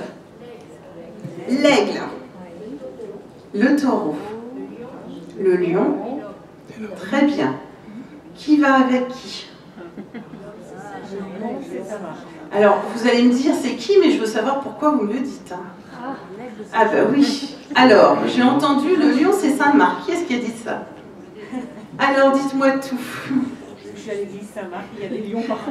Alors, ah ben voilà, donc vous rentrez dans l'église, c'est Saint-Marc et vous voyez des lions partout. Voilà. Que faites-vous comme catéchèse? Pourquoi le lion pour Saint-Marc? Oui, très bien. Alors vous voyez, la prochaine fois que vous irez dans l'église avec vos jeunes ou moins jeunes, ah, donc parce que l'évangile commence au désert et qu'avant, enfin à cette époque-là, il y avait des lions dans le désert. Alors, qu'est-ce qu'on en fait de cette info? C'est ça qui est intéressant. C'est que je suis dans l'église Saint-Marc, je suis là avec mes jeunes ou mes catéchumènes, ou le paroissien lambda qui vient parce qu'au mois de septembre, c'est la journée du patrimoine. Moi, je l'ai fait dans mon église, c'était passionnant. Alors, je vois des lions. Alors, vous allez me dire, c'est le symbole de Saint-Marc, l'église s'appelle Saint-Marc. Très bien. Mais pourquoi? Parce que ça commence dans le désert. Comment tu le sais? Parce que c'est écrit dans l'évangile. D'accord, bah ouvre l'évangile. Ah, on va pouvoir ouvrir l'évangile, on va pouvoir regarder les premiers mots. Est-ce que ça se passe effectivement dans le désert? La personne n'est pas obligée de vous croire sur parole. Mais alors, qu'est-ce qui se passe dans ce désert? Est-ce que vous comprenez comment ça devient, cette image devient catéchétique? Parce que voilà, oui d'accord, Marc et les lions, mais après, derrière, qu'est-ce que j'en tire? Ben, du coup, un gamin, d'abord, ou un jeune, ou un adulte, il va se rappeler d'un nom d'un évangéliste, ce qui est déjà pas mal, parce que souvent, on a d'autres noms qui viennent et pas forcément les cas de ceux-là. Et puis surtout, il va ouvrir la Bible. Moi, en catéchèse, c'est vraiment de faire résonner la parole de Dieu. Mais si j'ouvre jamais la Bible ou si je prends uniquement des extraits dans mes documents catéchétiques, il va peut-être falloir couper ça au montage. Non, voilà, c'est important d'aller ouvrir la Bible et de regarder qu'est-ce qu'il y a écrit dedans. Et du coup, de lire le début. Et voilà, vous avez déjà une mise en relation. Alors on va faire ça pour les autres, plus personne ne va rien oser dire. J'ai entendu Jean tout à l'heure et l'aigle, c'était par là. Non, mais c'est l'homme. Alors l'homme, allez-y, dites-moi tout. L'homme, c'est Matthieu. Alors, pourquoi? La généalogie. Très bien. Est-ce que vous avez déjà été lire cette généalogie? Ah oui, Elle est longue et casse-pied. Mais c'est intéressant de savoir. C'est intéressant de savoir d'où on vient. Parce que derrière, là je vous ai donné un exemple avec Marc, ouvrir la parole. Moi je vais prendre maintenant l'exemple de Matthieu. On ne va pas aller lire la généalogie, vous l'avez dit, c'est long, c'est casse-pied. D'accord. Mais qu'est-ce que ça me dit? Oui, il prend toujours son temps et pas nous. D'où je viens, où je vais. Mais c'est une question de sens extraordinaire à travailler avec les personnes qu'on accompagne. C'est la question que tout le monde se pose. D'où je viens, où je vais. Il y a quelqu'un avant moi, il y aura quelqu'un après moi. Et je ne suis pas issue de rien. J'ai une histoire, je fais partie d'une histoire sainte. Alors on a, quand on fait le caté, je ne sais pas si ça existe encore, ça fait longtemps que je n'ai pas fait de caté avec les petits, on a les frises là. Et avant on se dessinait au bout de la frise. Mais là c'est un autre moyen de se le dire. Voilà, je fais partie de cette histoire. Parce qu'au bout du compte, oui, allez-y. C'est au sujet de cette histoire dont vous parlez. Je suis tout à fait d'accord, parce qu'on a demandé, le lion, c'est pourquoi c'est Saint-Marc? Et alors, la réponse, c'est parce que ça commence au désert. Mais c'est pas forcément évident. Et si on parle de l'histoire, justement, eh bien, cette mise en relation, elle s'est faite d'une manière historique. Oui. Et il y a eu des discussions dans l'Antiquité. Par exemple, saint Augustin n'était pas du tout d'accord pour dire que le lion, c'était Saint-Marc. Oui. Donc en fait, si on veut mettre les enfants en contact avec cette histoire, il faudrait leur parler comment ça se fait qu'on en est arrivé un jour à fixer à tel symbole, tel évangile. Oui. C'est une histoire. Eh bien. Et si je veux savoir pourquoi Saint-Marc, c'est... Il ne faut pas que j'aille le chercher dans la Bible, mais il faut que j'aille le chercher chez les pères. Alors, je pense qu'il faut commencer. Je pense qu'il faut commencer par la Bible. Un peu de micro aussi. Merci. Je pense qu'il faut commencer par la Bible et aller chercher chez les pères. Tout à l'heure, je vous ai dit, c'est pas où et où.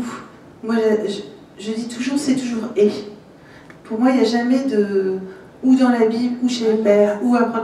Je pense que c'est les deux. Mais quand vous avez un enfant, ce que je veux dire, c'est que quand vous commencez, il faut commencer par des choses... Voilà, il faut aller au rythme des gens qu'on rencontre. Il ne faut pas aller trop vite. Donc voilà, moi c'est pour ça que je vous pose des questions, pour voir aussi, moi, mon rythme par rapport à vous. Donc on commence par aller dans la Bible parce que c'est ce qu'on a à côté. Si un petit ou un adulte vous dit oui mais t'es sûr, mais comment ils ont choisi ça? Ben là vous allez pouvoir aller plus loin. Vous voyez ce que je veux dire? C'est qu'au fur et à mesure, pas à pas, on va aller plus loin parce que nous, notre intérêt, c'est donner soif, donner envie et rendre les gens curieux. Donc on va donner des éléments et on ne pourra jamais donner tout d'un coup. Donc au fur et à mesure que les questions viennent, eh bien, on va pouvoir aller plus loin. Donc c'est pour ça que je dis c'est pas où, c'est et en fonction de là où on en est et comment est-ce qu'on avance. Et puis après il y a plein de portes qui s'ouvrent et on n'a jamais fini de les ouvrir. Parce qu'on pourrait aussi aller plus loin en disant, bon là on n'en est pas là, mais pourquoi les 4 évangélistes? Pourquoi l'Église a choisi de prendre 4 et pas 5 et pas 6? Et pourquoi moi j'ai lu Dan Brown et il y a des évangiles, on m'a caché des choses. Moi je les ai eues ces questions avec des catéchumènes adultes hein, et avec des animateurs d'aumônerie. Donc voilà, donc au fur et à mesure que les questions viennent, eh ben, on va aller et on va chercher et avec eux, on va aller plus loin. Donc voilà, au fur et à mesure qu'on avance. Donc là pour ce soir, on n'ira pas beaucoup plus loin que ça. Donc après, on va continuer vite les deux autres. Donc on a fait Marc et on a fait Matthieu. L'aigle de Patmos. Oui, tout à fait. Donc tout le monde a entendu l'aigle de Patmos, donc c'est l'aigle de Jean. Voilà, pourquoi? La royauté. C'est pas la royauté. Non, ce n'est pas la royauté. Oui. Il s'élève près du soleil. Hein, et puis, anecdotiquement, on dit aussi que l'écriture de Jean, elle est quand même assez sémite, c'est-à-dire qu'elle tourne, vous voyez bien que c'est quand même celui qui est le moins facile à lire, et que ça tourne, sa pensée elle tourne, et en fait on a l'impression qu'il dit la même chose, mais non, hop, à chaque fois il rajoute une nouvelle chose, et on continue de tourner. Et l'aigle, il chasse comme ça, hein. Il tourne et il descend au fur et à mesure. C'est des images faciles à se rappeler, des images. Et le dernier, Luc le taureau, pourquoi? Oui, ça commence dans le temple, oui. Ça commence à Jérusalem, là où on sacrifie les taureaux.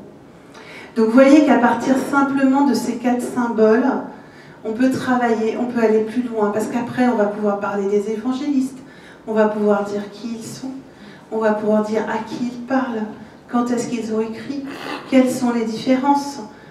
Voilà, on peut aller très très loin à partir de ces 4 images. Alors, que voyez-vous? Oui. Un ange. Oui, j'entends une association, oui. Alors, un ange avec des belles ailes. Avec une parole. La parole, oui, qui va être annoncée. Un visage dans le ciel. Il y a la tête de Dieu en haut. Alors oui, je l'ai choisi pour ça, hein, parce qu'il y a énormément d'annonciations. Mais on a dit tout à l'heure qu'on a vu des difficultés à représenter Dieu. Voilà. Donc je l'ai choisi exprès, parce que là, on a une très belle tête de Dieu barbu, là, dans le ciel. Voilà. Il y a l'Esprit Saint. Et oui, Aussi, hein. la colombe. Alors on voit bien, hein, du coup. C'est une trinité, pratiquement. Hein. Parce qu'on a Dieu, on a l'Esprit, on a cette parole, voilà, qui va germer en Marie. Et du coup, à partir d'une image comme ça, on peut aussi dire énormément de choses. Là, vous voyez, une image d'église, c'est une fresque. Hein.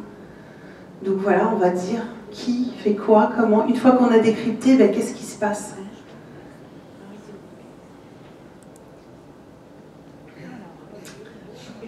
Alors...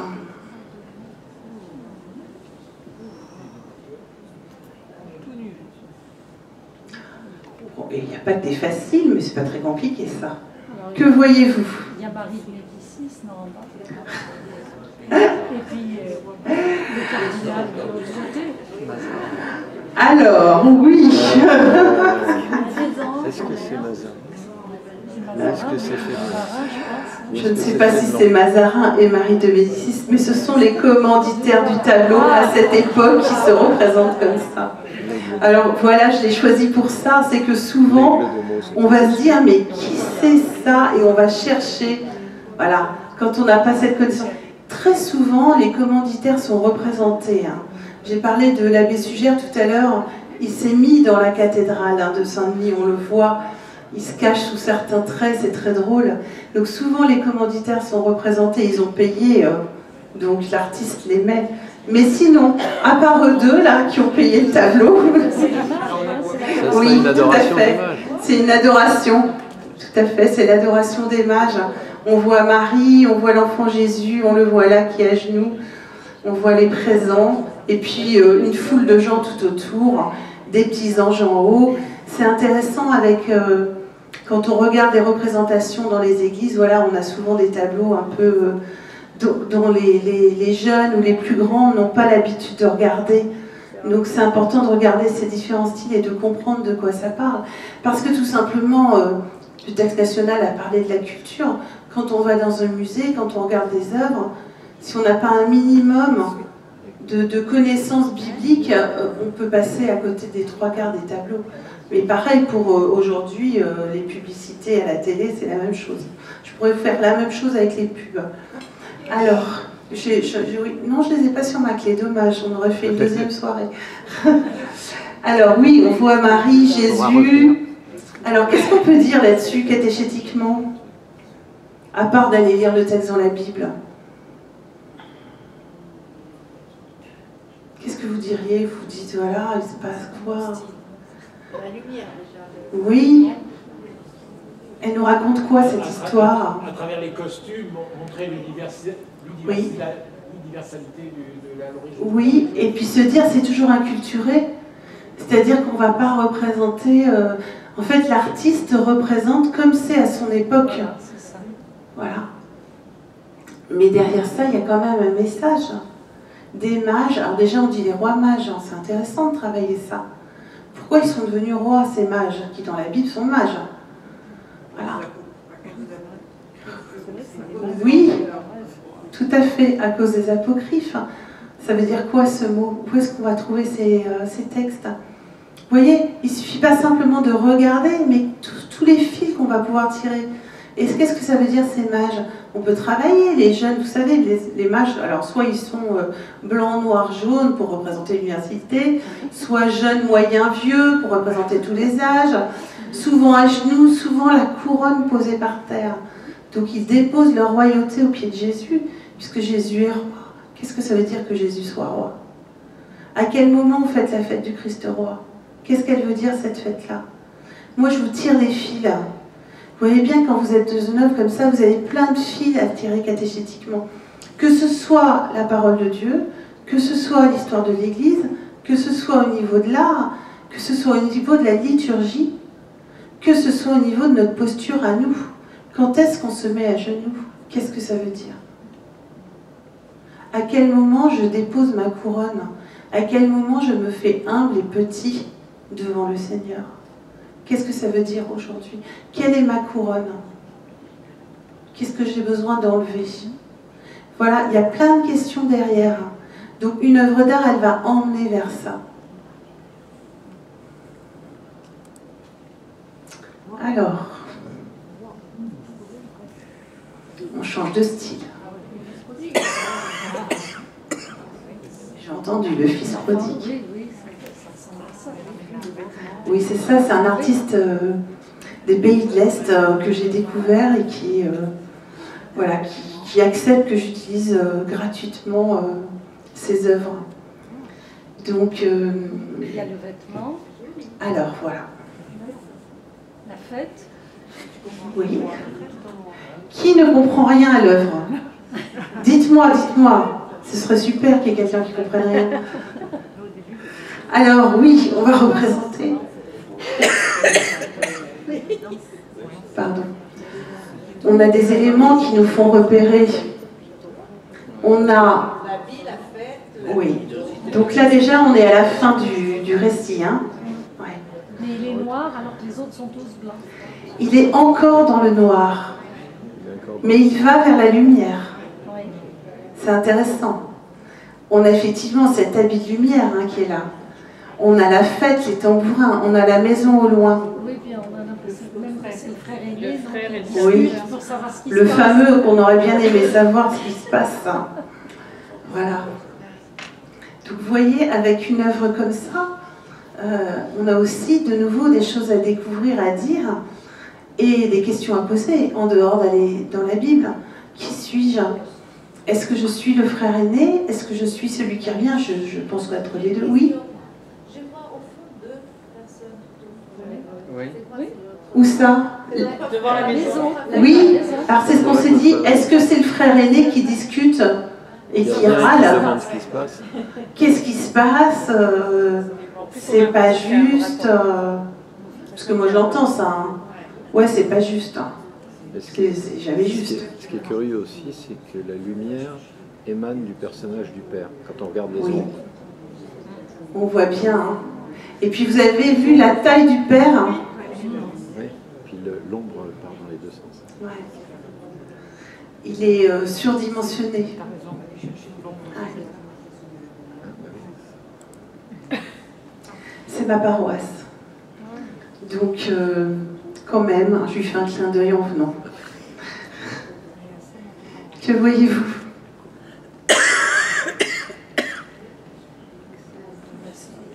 Jésus avec le manteau qui pourpre, et puis- Oui.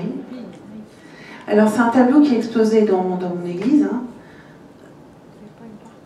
Les gens, quand ils le voient, à part les paroissiens très très très habitués, les jeunes et les autres ne savent absolument pas de quoi on parle. Oui, ah oui.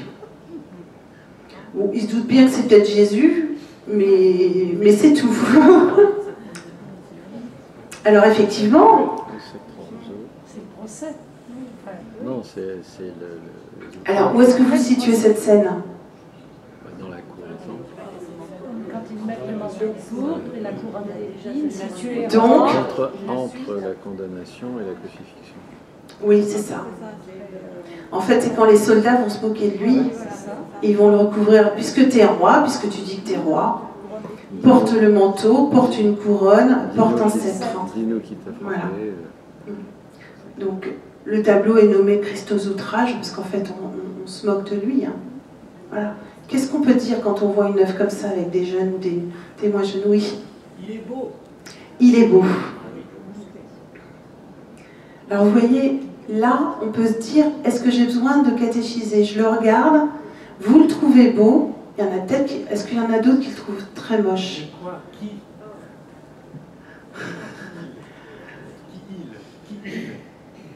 il? Le Christ ou le tableau?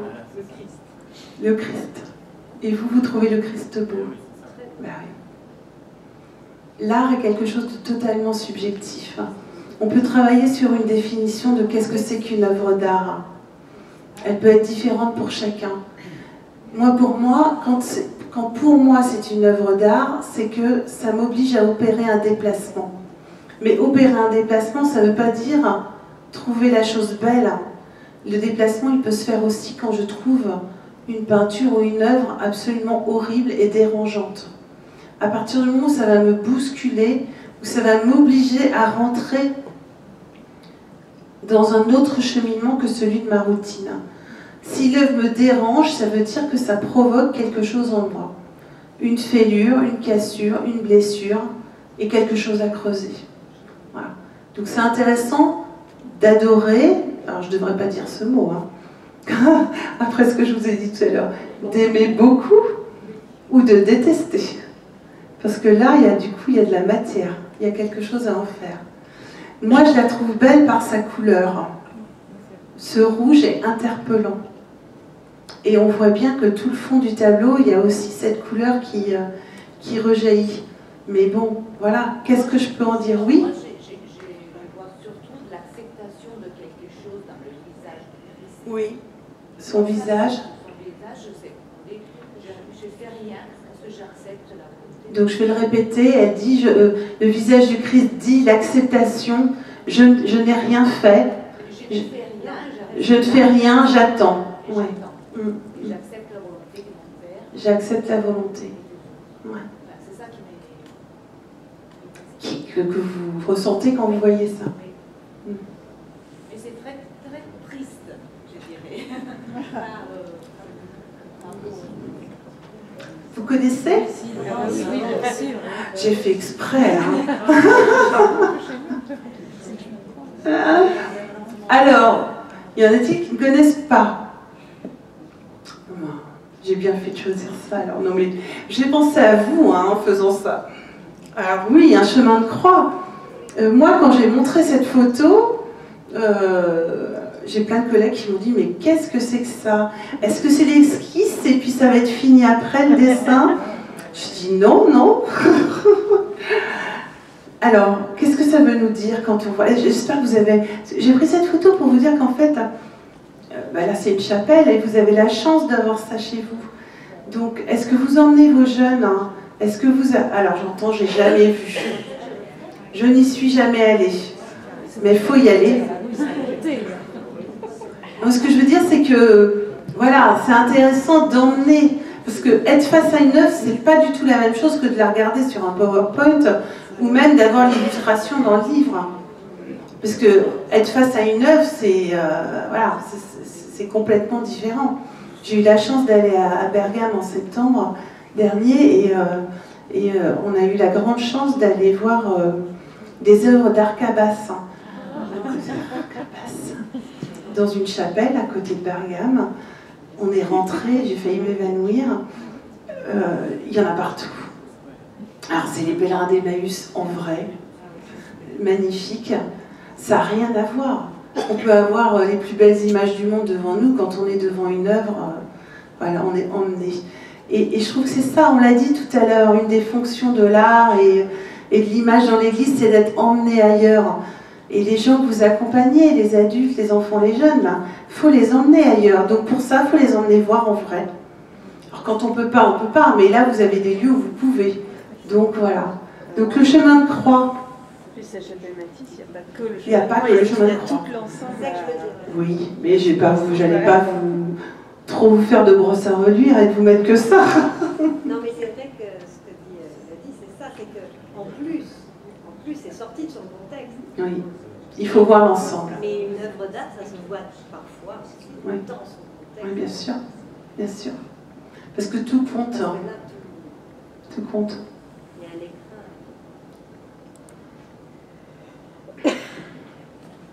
Alors.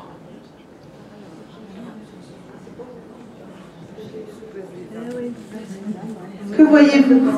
Des anges oui, le jugement dernier. Pourquoi vous me dites ça? Bah oui, parce que je l'ai écrit. Il y en a qui trichent. Hein. Alors, je l'aime bien celui-là. Pourquoi, à votre avis? Alors, on a la balance. Hein. Vous avez le petit diable là qui est en train de pousser avec sa main le plateau. Et puis le petit ange avec sa tête qui essaye de pousser de l'autre côté. Je trouve ça super. Non mais c'est... Voilà. Encore, j'ai pris cet exemple, mais vous avez dans vos églises des tas de sculptures, parce que ça va faire la transition. Ah non, j'ai un truc avant. Mais voilà, avec les sculptures, oui, ça permet de regarder de qu'est-ce qui se passe, c'est quoi des anges, qu'est-ce qu'ils font, pourquoi il y a la justice, le plateau, les petits...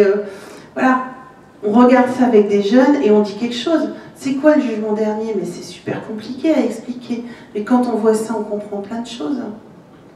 On comprend surtout que Dieu, il est de notre côté avec ce petit ange qui empêche la balance de pencher du mauvais côté. J'ai mis Chagall parce qu'on est à Nice. Emmenez-les. Voilà. C'est pas dans nos églises, mais quand même, ça dit quelque chose d'extraordinaire de notre foi. Voilà. Si vous ne l'avez jamais fait, enfin moi je me dis, moi j'accompagne une catéchumène, je l'emmène voir Chagall, je l'emmène voir ses œuvres, parce que derrière on va dire plein de choses. Il y a une vraie catéchèse. Hein. Je vous ai mis ces photos parce que on va passer au sein de nos églises, parce que là aussi ça dit beaucoup de choses. Mais avant ça, je voulais vous montrer donc ces illuminations, cathédrale d'Amiens, cathédrale de Chartres, on en fait de plus en plus. En fait, on oublie trop souvent que tout était couleur. Quand on les voit, c'est tellement naturel pour nous de tout voir en blanc que ça nous paraît évident.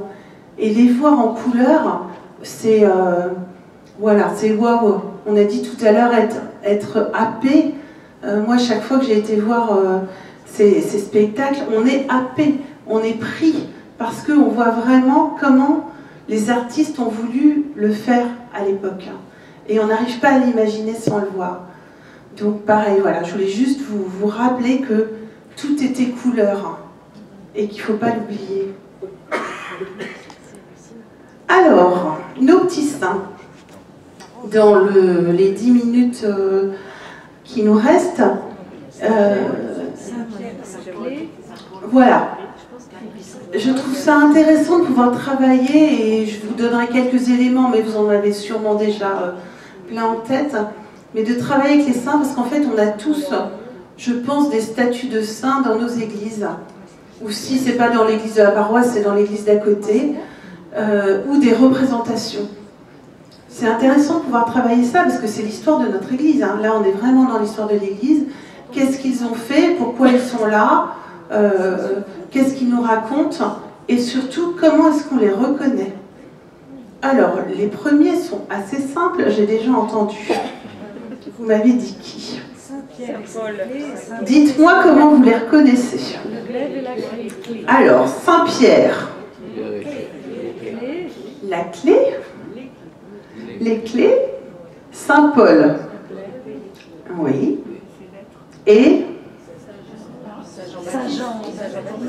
oui, Saint Jean-Baptiste. Oui, avec son... Oui, ma souris, là. Saint Jean-Baptiste, on le voit quand même très souvent et on le reconnaît assez facilement. Souvent l'agneau, souvent un peu mal habillé, hein, avec des peaux de bête, un peu échevelé, voilà. Bon, là, en plus... Marie-Madeleine. Oui, au pied de la croix, mais c'était pas elle qui m'intéressait en fait. Saint-Jean et Marie. Saint-Jean qui prend Marie. Saint-Jean qui prend Marie. Voilà. Mais je voulais qu'on regarde Saint Jean-Baptiste. Alors. Ça, c'est alors des vierges, parce qu'elles ont une palme de martyrs. C'est des martyrs. Alors oui, il faut repérer que voilà, la palme, c'est des martyrs. C'est ça qu'il faut arriver à repérer. En plus, je suis simple, je vous ai pas marqué les noms. Hein. Au début, j'avais marqué tous les noms, je les ai effacés. Donc j'ai laissé la tribu. La palme, c'est les martyrs. C'est intéressant de repérer ça avec les jeunes, parce que c'est sous forme de jeu hein, qu'on peut le faire. Voilà, on repère la tribu, on repère qui c'est, et du coup, bah, c'est intéressant de savoir. Alors, à votre avis, ici, comment on appelle ça? Agneau. À quoi ça vous fait penser? C'est Sainte-Agnès. Bravo. Sainte-Agnès, voilà. Brûlée parce qu'elle ne voulait pas épouser le fils du préfet de Rome, parce qu'elle se disait promise à Dieu. Donc c'est facile, Agneau, Agnès. Je vous donne des trucs. Alors, elle, là. Blandine. Pourquoi Blandine? Parce que c'est marqué en bas. C'est marqué en bas. Il triche. Oui, oui, merci. Je ne sais pas qui l'a dit là-haut et qui ne triche pas. Il y a des lions. Ah oui, d'accord. D'accord, les lions l'avaient épargné, c'est la patronne de Lyon. Hein. Alors lui, il est drôle. Oui, c'est pas marqué. Et bien, vous savez pourquoi c'est pas marqué? Parce que j'ai coupé la photo. Exprès. Alors, c'est qui? Oui, je l'ai entendu, Saint-Étienne, pourquoi? Eh oui, il a une pierre sur la tête, il a été lapidé. Oui, j'ai cru que c'était un chapeau. Et puis, il a le vêtement du diacre, hein, il était diacre. Alors, on rigole, mais voilà, on va les défiler un petit peu vite, mais j'en reviens toujours à ma catéchèse, parce que mon histoire, c'était l'image et la catéchèse. Voilà. Vous voyez bien que si on veut découvrir ces personnages, c'est super intéressant de passer par l'image. Moi, quand je regarde Saint-Étienne avec sa pierre, il y a toute l'histoire qui défile derrière. Alors... Non, parce que j'entends le lys, la virginité, mais là, il y a Saint-Antoine. C'est la pureté. Oui. Alors, c'est le symbole des vierges, de la pureté, des personnes vertueuses, de ceux qui luttent contre les démons. Voilà, on a tout ça derrière le lys. Alors, Saint-Antoine, on le reconnaît parce qu'il a le lys, il a la robe des franciscains. Il a toujours un enfant. C'est un prédicateur. Donc, on lui met souvent les évangiles. Et puis, on raconte, vous connaissez la petite histoire des lys, on raconte que des lys sont poussés devant sa statue, alors qu'elle n'aurait pas dû être là, ces fleurs. Voilà. Saint-Antoine de Padoue. Vous le priez? Moi, je le prie tout le temps.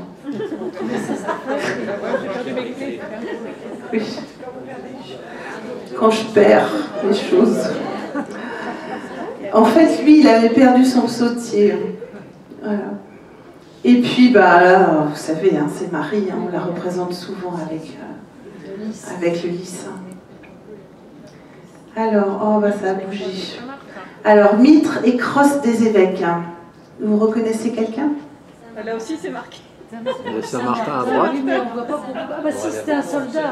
Arrêtez de tricher. Alors, c'est Saint-Martin. Je vous l'ai mis comme ça parce que souvent il est sur son cheval, en train de partager le manteau. Alors que là, il est en évêque. Il a la mitre et la crosse de l'évêque. Et puis Saint-Nicolas, vous me dites ça pourquoi? Oui.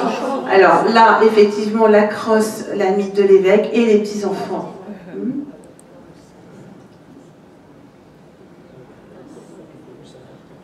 Alors, on en a pas mal qui ont des livres en main. Livres des évangiles, souvent les diacres et les docteurs. Saint-Dominique.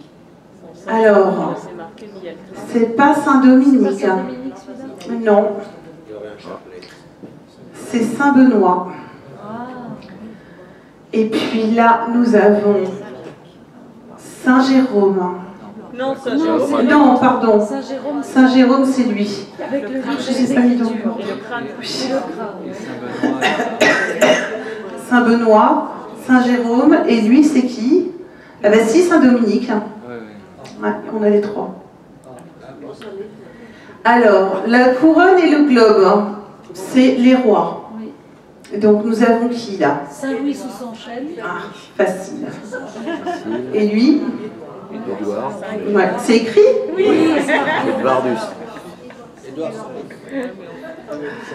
Qu'est-ce que vous êtes fort à Nice? La glaive ou la lance? Saint-Georges qui rassemble dragon. Oui. Non, c'est pas ça. Non, c'est l'archange. Ça, c'est l'archange Saint-Michel. Saint-Michel. Jeanne d'Arc. Jeanne d'Arc. Saint-Georges.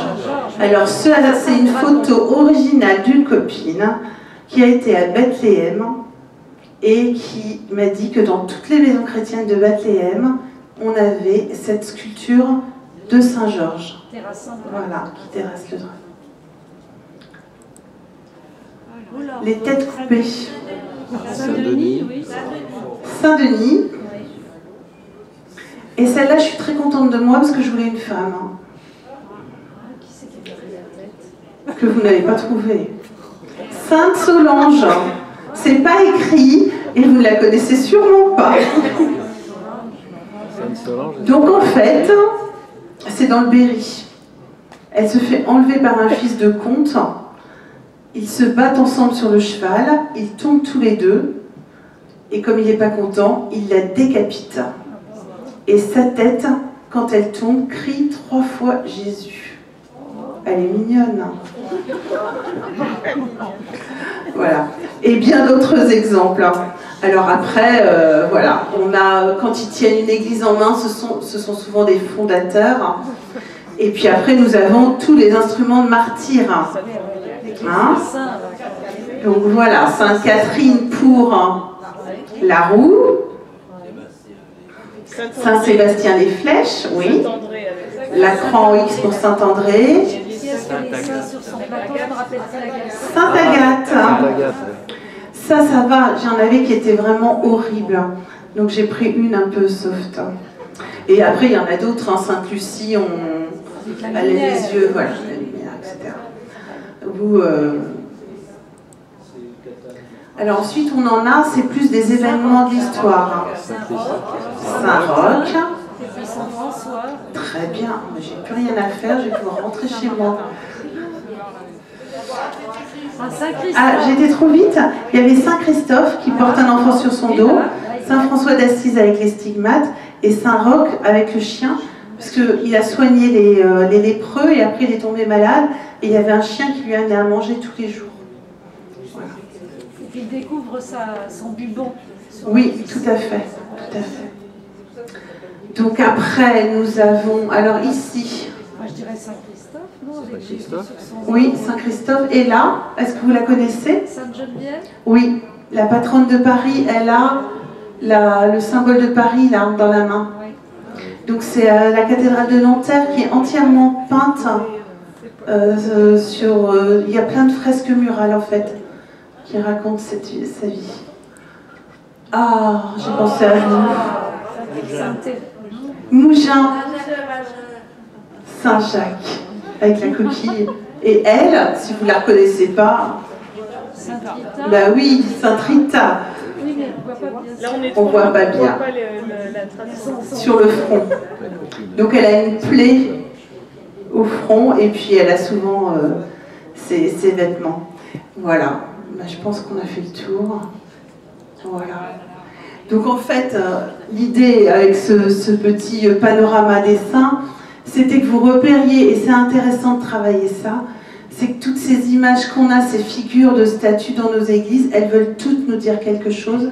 Elles racontent toute une histoire. Donc elles ne sont pas là, ce que j'ai dit tout à l'heure, pour qu'on les copie, qu'on fasse pareil, mais elles sont là parce qu'elles jalonnent notre histoire, elles racontent des choses, et elles peuvent être inspirantes. Et puis, en tout état de cause, c'est intéressant de savoir pourquoi.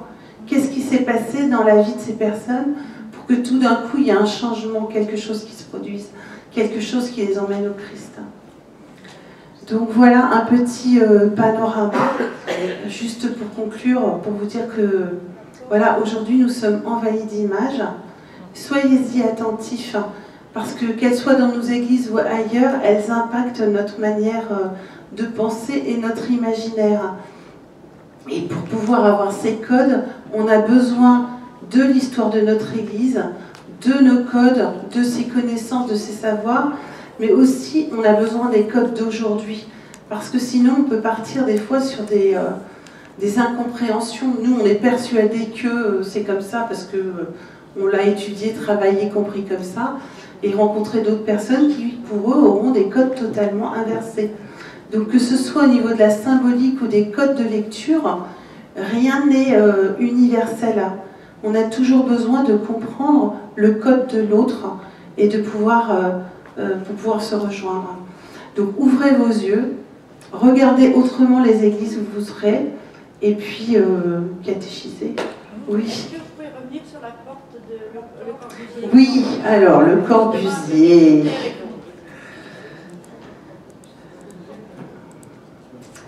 Alors, comment je le mets en grand? Ça va, vous voyez? Alors, vous voyez, donc la fenêtre, hein, c'est un des codes de la peinture de l'Annonciation, hein, toujours la fenêtre ouverte, ouverte sur Dieu, hein, ouverte sur l'ailleurs, sur autre part. Donc nous avons Marie ici, la main bleue. Hein. Alors les codes couleurs, je ne vais pas m'y étendre, mais vous savez que les couleurs, les codes ont beaucoup changé au fur et à mesure des siècles. Donc nous, Marie, on la met en bleu aujourd'hui, mais elle a longtemps pas été en bleu. Des fois, elle était en rouge ou autrement. Aujourd'hui, pour nous, c'est souvent Marie est bleue. Donc là, il a choisi de la représenter en bleu. Donc c'est la main de l'acceptation, hein. La main, elle est ouverte. Et ici, nous avons l'ange, hein, donc qui est en mouvement. On voit bien, hein, comme s'il parle, comme si c'est une main qui parle. Il y a un côté elle aussi dans la main. Oui, vous voyez là. Alors, qu'est-ce qu'on a vu? Ici, vous avez comme une pyramide. C'est la représentation de la montagne. Alors, vous avez dans la Bible, la montagne, ça veut dire le lieu où Dieu parle. Donc là, il a choisi de mettre ça ici. Ici, c'est pas un chemin, enfin ça ressemble à un chemin, mais c'est un serpent. Parce que ça rappelle Ève. Et vous voyez, Marie, elle vient dire l'inverse d'Ève. Hein. Ève qui a désobéi, Marie qui va obéir. Voilà. Donc c'est le rappel que l'artiste choisit de faire du serpent de la Genèse. Bon, l'étoile, hein, c'est l'étoile de Marie de l'Apocalypse. Ici, vous avez dit un chemin tout à l'heure, en fait c'est un nuage, c'est la nuée de Dieu. Vous savez, dans la Bible, on parle souvent de Dieu qui vient sous forme de nuée, notamment par exemple avec Moïse, et on a à nouveau la montagne qui reprend. Voilà. Ensuite, vous avez aussi la couleur du rouge et du bleu qui sont reprises avec le bleu de Marie et le rouge de la main, qu'on retrouve dans la nuée. Et puis après, on peut imaginer ce qu'on veut, puisqu'on n'a pas tous les codes non plus de l'artiste. Alors il y en a qui voient aussi toute la pluie là, qui peut tomber, qui peut rappeler toutes les pluies qu'on a. Alors, l'eau et le sang, ou la lance, ou la pluie dans la Bible, le déluge de Noé, avec la montagne, le mont Ararat, hein, qui est juste à côté. Voilà, après, notre imagination, j'ai envie de dire, se met en route. Oui, allez-y. Souvent, on pourrait imaginer, oui, déjà une préfiguration de la Passion. Et oui, tout à fait. C'est quand même cette pluie, ces coups de lance. Oui, on peut l'imaginer. L'eau, le sang qui voilà. Alors, quand on regarde une œuvre, soit elle est, voilà, elle est claire et voilà, soit l'artiste a expliqué, parce qu'il y a des artistes, si je prends Fra Angelico, voilà, il a expliqué pas mal de choses sur ses œuvres, donc il y a des tas de choses qu'on ne voit pas à l'œil nu, mais quand on travaille son œuvre, voilà, il a laissé des indices et on comprend. Et après, il y a des artistes qui ont dit certaines choses, mais pas tout. Donc c'est nous, c'est notre imagination. Alors le danger, c'est qu'on veuille mettre trop de choses. Parce que quelquefois, moi je travaille avec des œuvres et puis les gens ils me disent des trucs, c'est trop. J'ai un moment, il ne faut pas trop non plus. Voilà. Parce qu'on peut tout dire. Quand c'est des œuvres abstraites, non représentatives, on peut dire plein de choses. Donc voilà, il y a des choses qui sont claires et qui peuvent être évidentes et avec lesquelles on va dire oui c'est vrai, voilà. Et il y a des fois où on veut aller trop loin parce qu'à force on veut en rajouter. Donc il y a un moment, il faut dire bon, voilà, il y a des choses on ne sait pas. Voilà. Mais ce qui est intéressant de travailler avec des œuvres non figuratives, c'est que justement on va aller plus loin parce qu'on va chercher à comprendre, on va repérer les détails et puis surtout ce que j'ai dit au début, on va donner la parole à tous. Parce que tout le monde a quelque chose à dire devant une peinture. Tout le monde a quelque chose à dire. Ne serait-ce que de dire, voilà, la couleur, je vois une main, je vois une montagne, je vois... Voilà. On a tous quelque chose à dire. Et ça, c'est intéressant. Est-ce qu'il y a d'autres questions? Il est 31. Ça va. Je vous remercie beaucoup pour votre attention.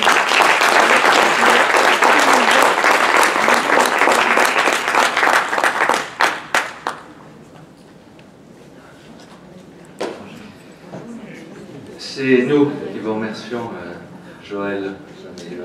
Merci beaucoup. Merci.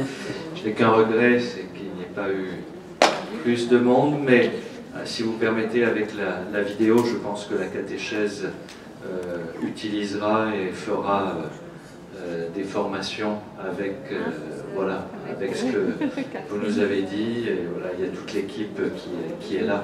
Donc il y aura des suites. Voilà. Et puis merci pour nous. Je crois qu'on a besoin de ça, de reprendre toute une catéchèse pour nous aussi. Voilà, de redécouvrir.